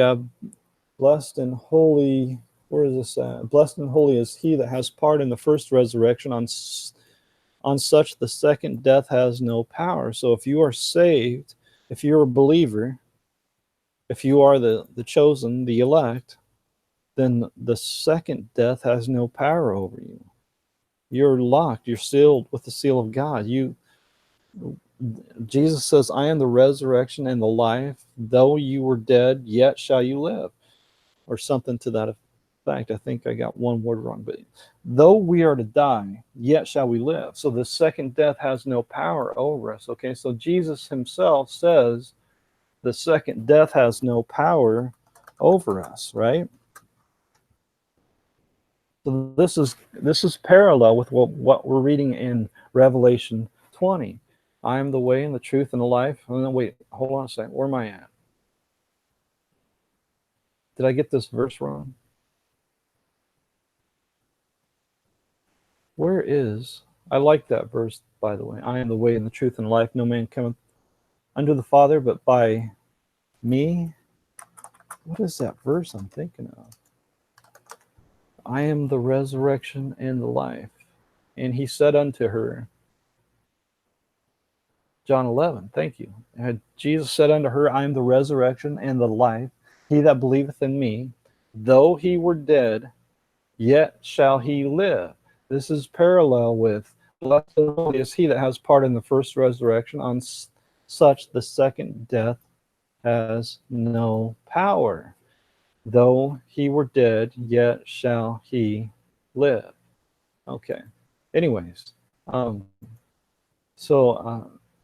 then the other question people have is about, which is the same questions I've had. All right, no doubt about it. So this isn't something I've always known. This is something I've learned throughout time here. Let's see, where am I at here? Where's the devil at? How'd I miss it? Got to read this again. Oh, right there it is. And when the 1,000 years are expired, Satan shall be loosed out of his prison, and shall go out to deceive the nations and gather them together for battle, and fire will come down out of heaven and devour them. Okay, the devil that deceived them was cast into the lake of fire and brimstone, where the beast and false prophet are, and shall be tormented day and night forever and ever. All right, so this is the judgment coming on the earth, and this is the judgment of the saints, and so on and so forth. Okay, so this releasing of Satan is like what I compare it to is like if you have a pit bull and you let your pit bull go out and destroy and kill and do all kinds of havoc. This is what God does with Satan. Satan is bound up so he can't kill and destroy everything, but God's going to let Satan go and everything's going to be destroyed. Satan is going to do God's dirty work in a sense, and then God is going to take Satan and cast him into the lake of fire. Death and hell, cast in the lake and fire, and the second death and all that stuff. Okay, so that's how I look at it, and I don't see how this can be refuted by any means. I think it's simpler rather than more complicated. I like to look at things in a simple sort of way. It helps me to understand. It helps me to teach better. I don't think this is as complicated as what a lot of people make it out to be, because I've heard people say Jesus comes back and then the 1,000 years, and then Jesus comes back again. I don't understand. It doesn't make any sense. Well, why not just hold off on, I don't see anything in Scripture, specifically in Matthew 24, where Jesus, I'm probably going off too long on this, where Jesus lays it all out. The disciples come to him, tell us, what is the sign of thy coming and of the end of the world? And Jesus lays it all out for us. And there's no mention of him coming. And then shall appear the sign of the Son of Man in heaven, and he shall come and then wait 1,000 years, and then he's going to come again. Well, there's no mention here of him going away. So you got Jesus coming and then going away, or just he comes once and he comes twice? How do you come twice to the same if you're already there? You see what I'm getting at? All right, so I think this is more simpler than complicated. And the reason why I like to bring this up every opportunity I get, because if you do a search on this, it's like it's crazy how many people, when they mention 1,000 years, they mention 1,000 years of Jesus Christ, and it's not found in the Bible. So I hope you don't get mad at me for. I just wanted to use this as an opportunity to present this for you. I appreciate you bringing it up, Del, man. Yeah, I really do, because I like to talk about that. I don't think it gets talked about enough. And there's another thing. Well, I better not talk about it now. I agree with that. All things are used for good. That's right. All things are used for good. All things are going according to God's plan. 26:14. I'm not sure what that is. Wow. Hold on a second. Is it just me, or is this going crazy?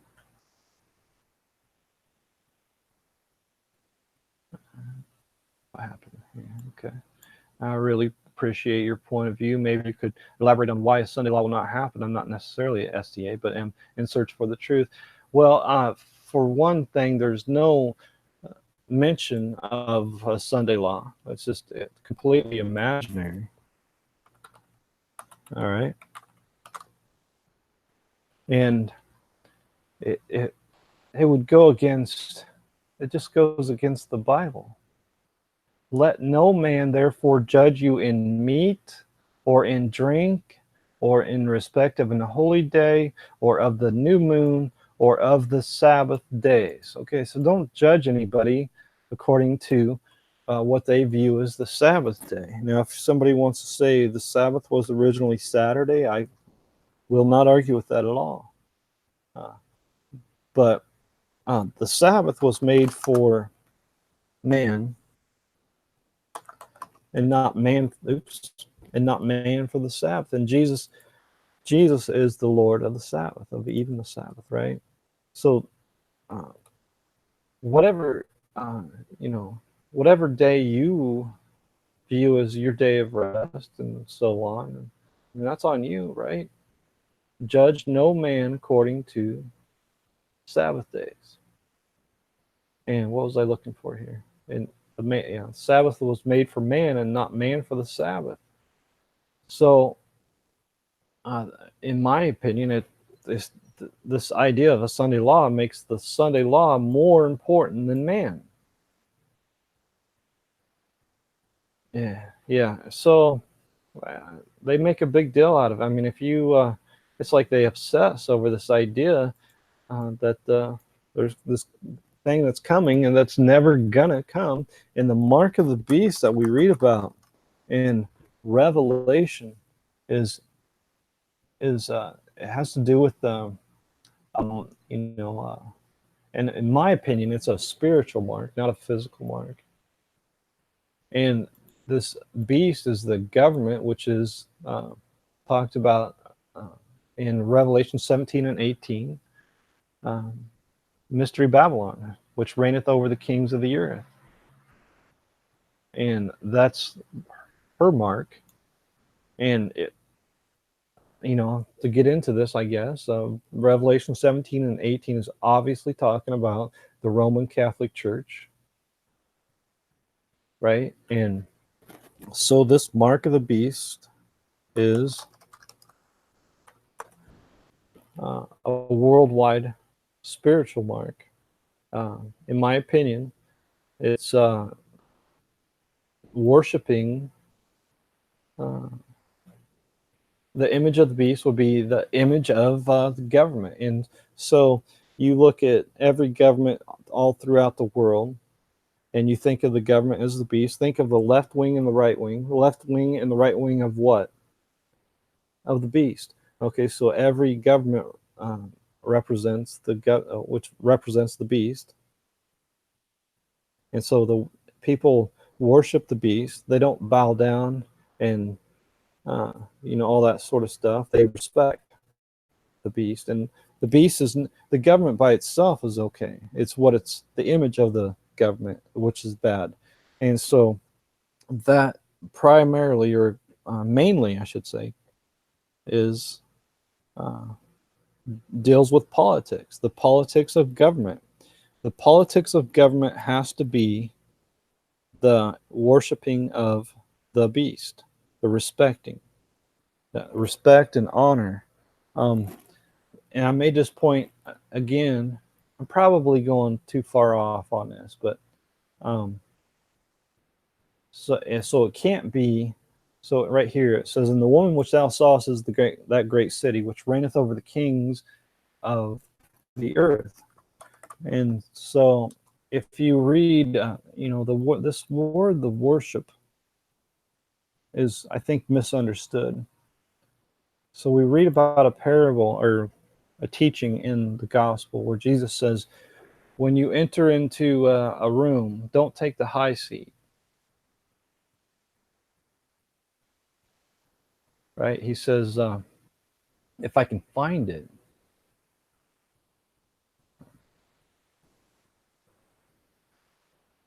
If I can find it, he says, don't take the high seat.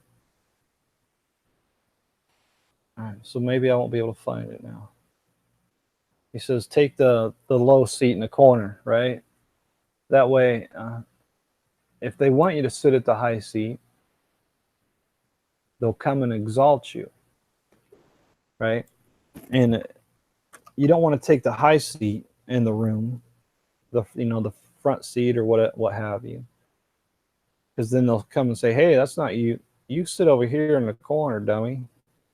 You don't want to be abased. That's the word I'm looking for, abased. Right there. So Matthew 23. Okay. So we're going to find this word, worship. Maybe. No. Okay. Let me go back because we're going to find it. So the equivalent, right there it is. Luke 14. Okay. If I would have kept going, I would have found it.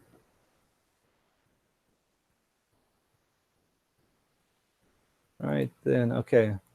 But when thou art bidden, go and sit down in the lowest room, that when he that bade thee cometh, he may say unto thee, Friend, go up higher. Then shalt thou have worship in the presence of them that sitteth at meat with thee. That means respect. They'll worship you, they'll respect you, they'll have honor with you because you've been exalted, right? And you showed humility, humbleness, and you're going to get respect for that, right? Rather than walking in and acting like you own the place, right? Because then you'll get humbled.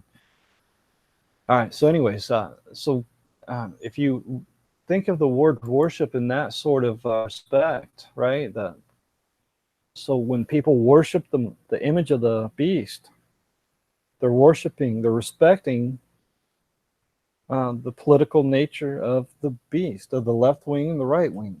I mean, I think the clues are there to let us let this thing be understood and known that the beast is just political government, and it doesn't matter what country you live in; they're all connected because they're all under the one great beast, which is the Roman Catholic Church. And so I'm going off too far on that. Okay, that's probably for another time, but I appreciate that. So in all this, in the mark of the beast and the image of the beast, and it has nothing at all to do with the Sunday law or to do with the Sabbath day. It has nothing at all to do with it, and it's all exclusively talking about the power structure in the world and the end time and the time that we're living in now. So anyways, I'm going off too far on that. We will be changed into celestial bodies. See, now I think that we will be changed into celestial bodies for sure. Absolutely agree with that totally. Now somebody might want to argue celestial. No, okay, I think I'm okay with that. Heavenly bodies. All right. So the bodies that we're in now are serve as a good example for the bodies that we will be resurrected into, right? Because we're made in the image of God. And so don't expect to be resurrected and have 3 arms and 4 legs. You're going to have 2 arms, 2 legs, and all that stuff, right? It's not going to be any drastically different, except that we will no longer feel pain, no longer feel sorrow, no more crying, no more death. All right? So thanks for bringing that. That's always interesting to me.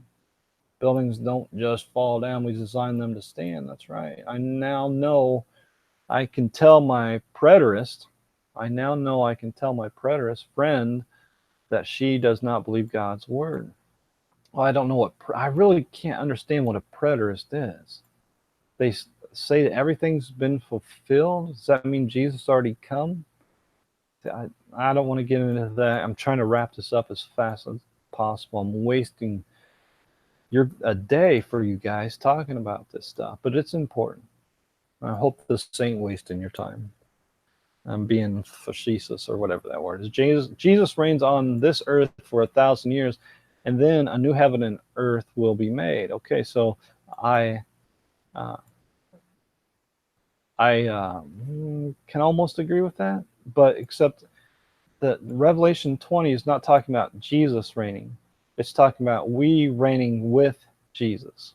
Those of us who believe in Jesus Christ, we reign with him. So the reign of Jesus has no end, like we read in Luke 1, verse 33. He reigns forever and ever. So he's not going to reign and then stop reigning. His reign is eternal. But before the resurrection, there's just a long period of time where we reign with Jesus Christ. Okay, so I'm just repeating myself now. And they lived and reigned with Christ 1,000 years. There we go, William. And they lived and reigned with Christ. That's right. And that's the key right there. It's not, and Jesus reigned 1,000 years with them. No, it's the other way around.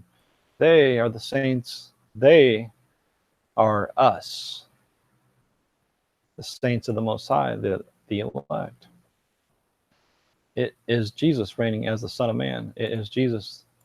No. It is Jesus and the 144,000 of his saints Now, the 144,000 is mentioned in Revelation 7. Okay, and this is talking about the great judgment, where there's the 12 tribes of 12,000, and then a great multitude which no man can number. This Revelation 20 is a different vision, different, a different angel coming down and showing a different vision, a different idea. So you've got to be careful not to mix the two, because then it gets confusing. Those 12,000, those 12 tribes of 12,000, they're already, unless I'm completely misunderstanding, they're already passed away. They're all the Old Testament people, and it lists the 12 tribes of them. They're all from the time past, and the great multitude which no man can number. Those are the people after the 12 tribes. The dead, and which would include those of us who remain alive today, who are in Christ Jesus, who are saved. So the reigning of Jesus again does not end. It's not a period of time. It's everlasting. Okay. Did I miss Tragic FE? Okay. Well, I'm gonna have to catch up and let you guys go on with your day. I'm just wasting everybody's time. Right there. Hold on. Don't move. Oh, you moved. What's going on with this thing? I think I need a new computer. That's what I think. Hey, appreciate that, William. I was trying to make you mad, but I can't make you mad, can I? If for somebody to make me mad, they'd first have to kiss me. All right, that's the first place they'd have to start to make me mad. Then after that, I won't get into. But the child will rule with a rod of iron. That is Jesus. Yes, sir. The 1,000-year kingdom was in the past. The 1,000-year kingdom is now. It's happening right now. If it's gone, okay, hold on. Let me read this first. The 1,000-year kingdom was in the past. It's over. Satan has been released and deceived the whole world. The elect saints are the believers during the time of the apostles. Okay, so let me ask you, Tiger, before I even comment on that. Tell me,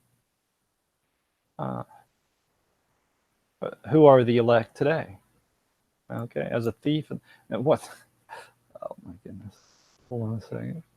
Okay, so you just let me let you answer first, okay? And I'll get to that later. Okay, I've got to go. You've wasted too much. William says that I've wasted enough of his time. He's getting out. Well, I appreciate you coming here, William.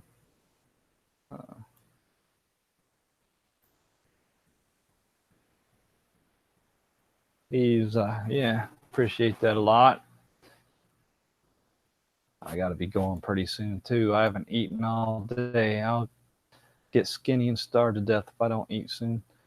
Jesus comes in the clouds to gather his elect, and he takes them to heaven for 42 months, and then we will return with Jesus. I'm not sure where that's. If you could show me a Bible verse to support that, I would appreciate that. We find our rest in Jesus. That's right. Sunday law is made up. Yeah, I wouldn't worry about no Sunday law. I worry about faith, man. Worry about having faith in Jesus Christ. Don't worry about the law and doing good works, right? The law is not for the elect, but for the unbeliever, to bring him to Christ. I think I already mentioned this. The law is for those who are not justified. We believers are justified. So the law is our schoolmasters to bring us unto Christ, that we might be justified by faith. But after that faith has come, we are no longer under a schoolmaster. So this idea of a Sunday law, what's that? It doesn't mean nothing to me. And it ought not mean nothing to you. So that's my stance on that. Image globe. Yeah, it's part of it, I guess. I won't argue that. The image of the beast. I'll go along with that in this sort of sense. Think about this: the image of the beast, or the image of the globe, represents the man conquering heaven and earth, and we know that only the Father in heaven. Let's see if I can even find this verse.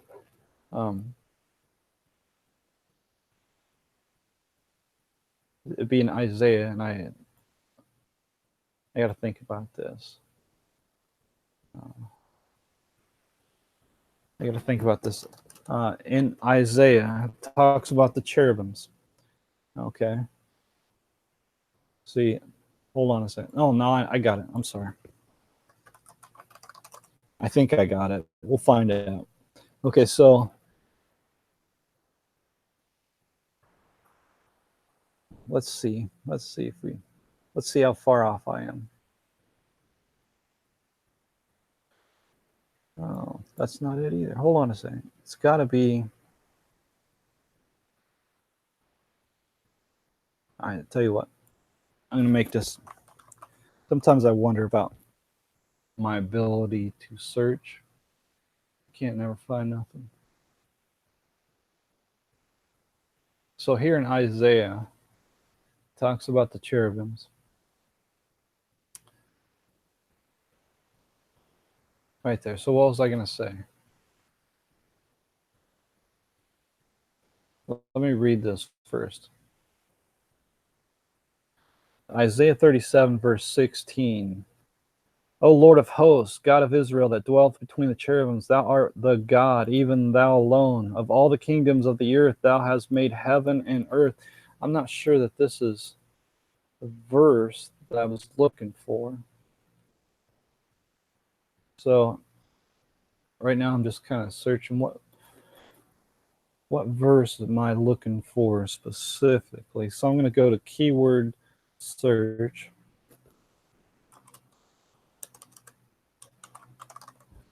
And I'm going to go exact phrase.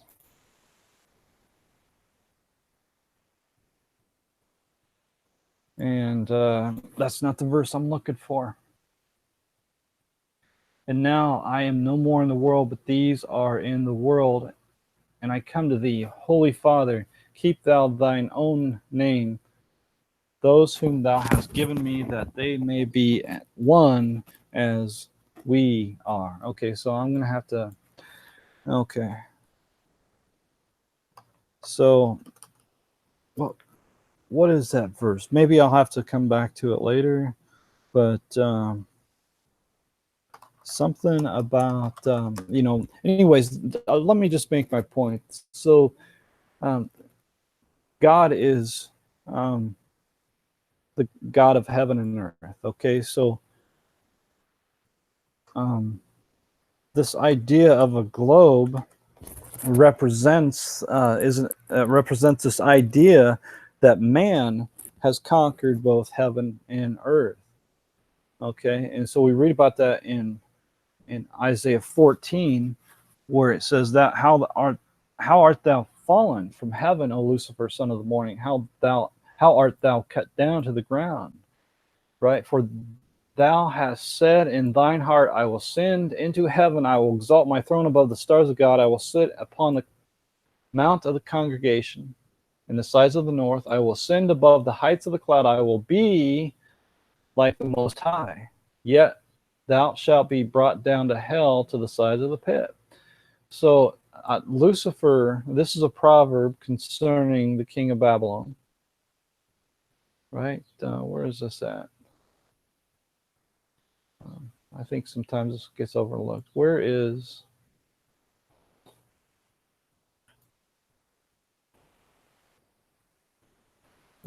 see right there. Thou shalt take up this proverb against the king of Babylon and say, and so on and so forth. So this is part of that proverb. And so Lucifer says in his heart, he will ascend into heaven, he will conquer heaven and earth. And so this idea of a globe is an image that shows this idea that man has conquered heaven and earth. And so I agree with you, and I have to agree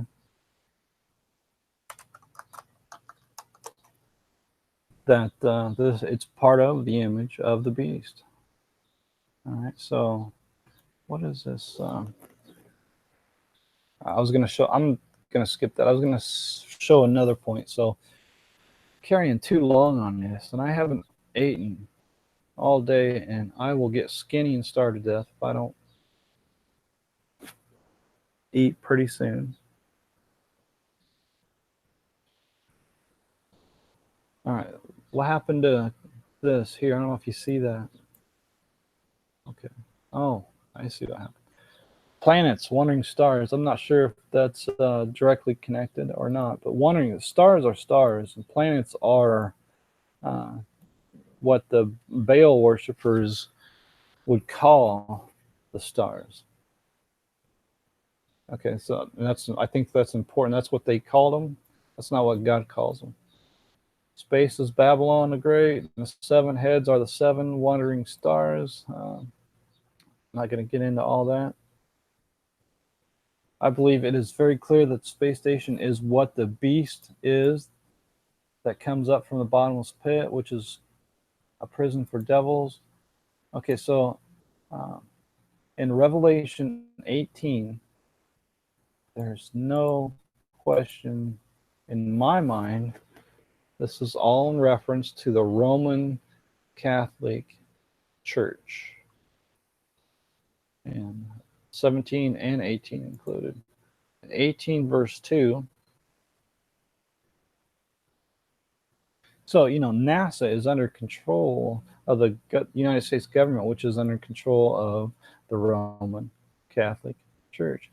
And he cried mightily with a strong voice, saying, Babylon the great is fallen, and has become as a habitation of the devils, and the hold of every spirit and cage of every unclean and hateful bird. Okay.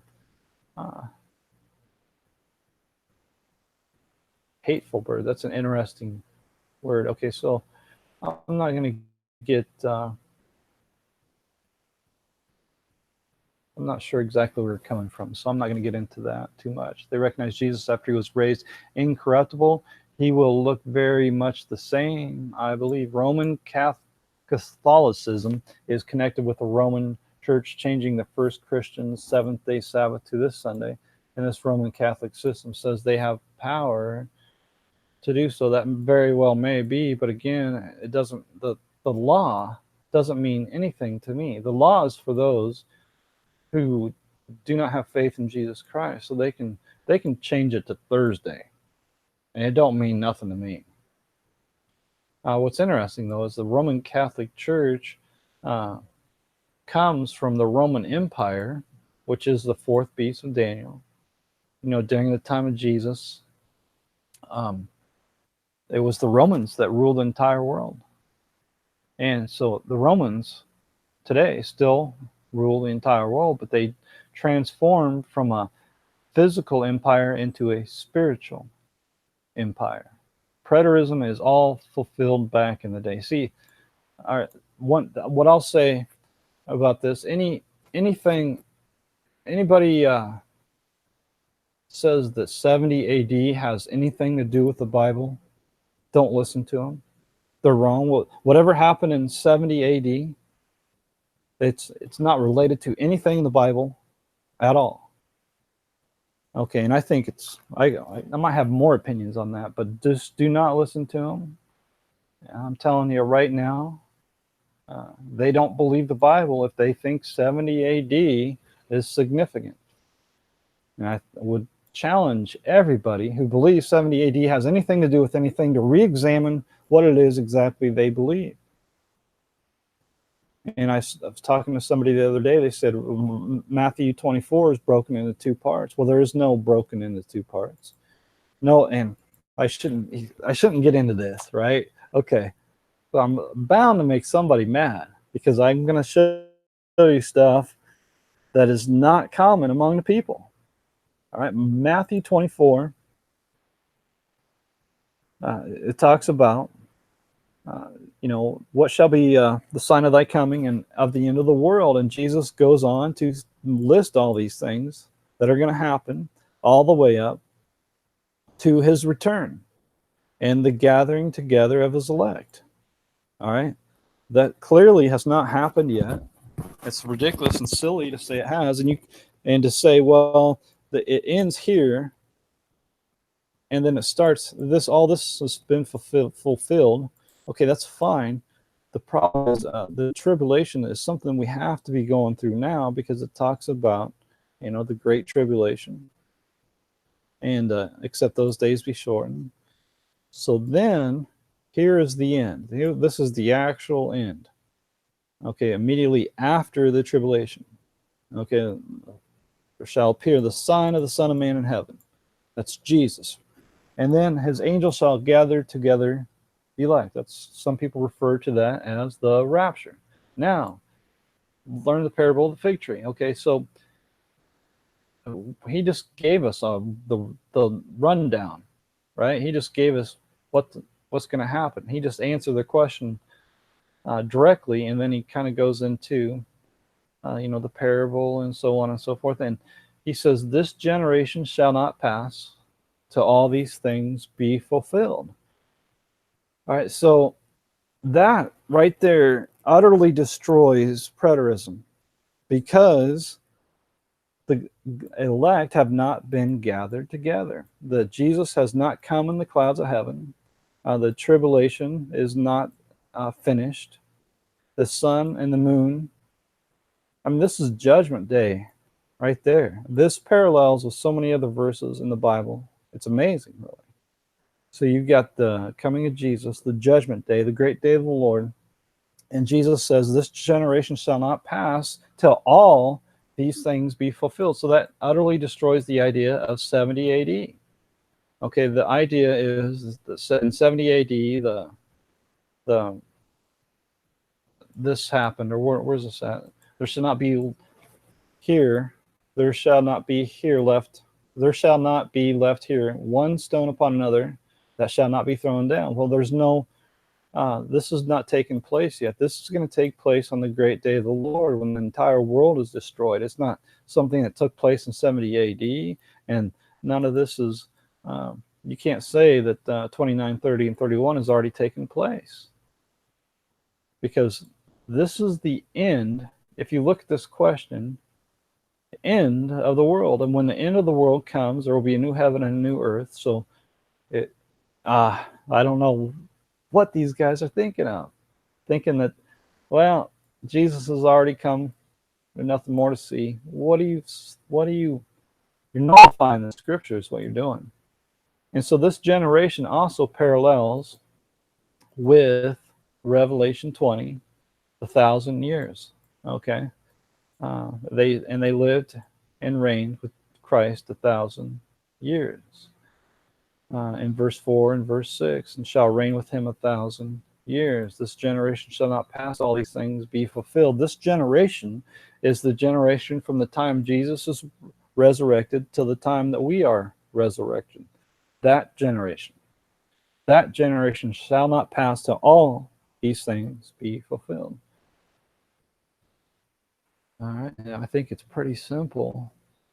You can't say everything took place in 70 AD. Okay, I'm not going to get into that. It's just nonsense. Okay, and they claim that the Pope is God on earth. That's what the Roman Catholics say. That the Pope is the representative of Jesus Christ. He is the Holy. They call him the Holy Father. Okay, and then this stuff is so obvious. I don't know how people don't see this. Who opposes and exalts himself above all that is called God, or that is worshipped, so that he, as God, sitteth in the temple of God, showing himself that he is God. This does not apply to anybody but the Pope in Rome. There's nobody even close to that. Yeah, but so it's so obvious. The only thing that the deceiver can do is get you to believe that this guy has not come yet, that he's coming in the future. Just like the Sunday law. The Sunday law is never going to come.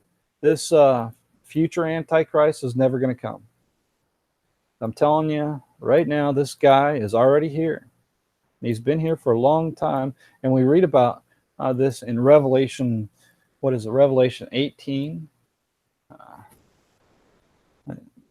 Um, 5 kings, right? Was it Revelation 17 or Revelation 18? Revelation 17, and there are 7 kings, 5 are fallen, and one is, and the other is not yet come. And when he cometh, he must continue a short space, just like the other ones, right? So this is describing a succession of popes, which is exactly what we see. 5 are fallen. That means they're not alive. That means they're dead. All the popes before them are dead, except I know we have a situation here. I'm not going to get into that, but that's the idea. This is what it's describing, a succession of popes, and that's exactly what we see. It's exactly what we read.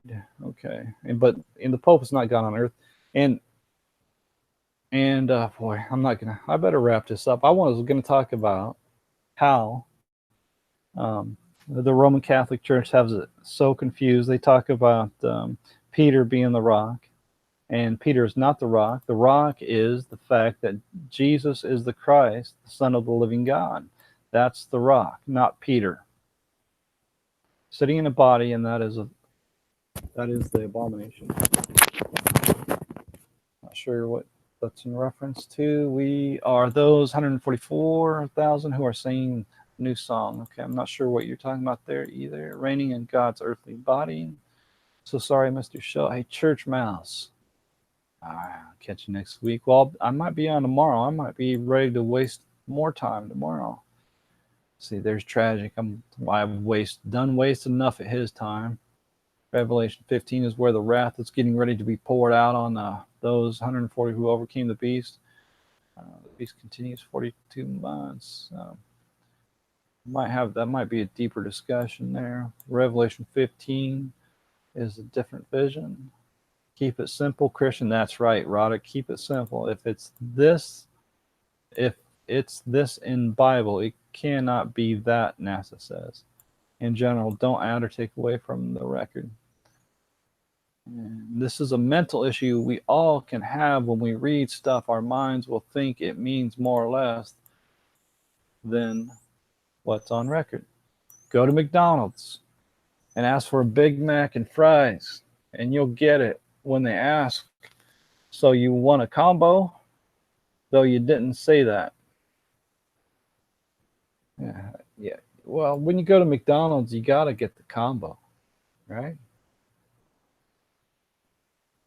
I think they charge way too much. I went to McDonald's the other day. I think I spent nearly $10 for a burger and fries. Man, it's crazy.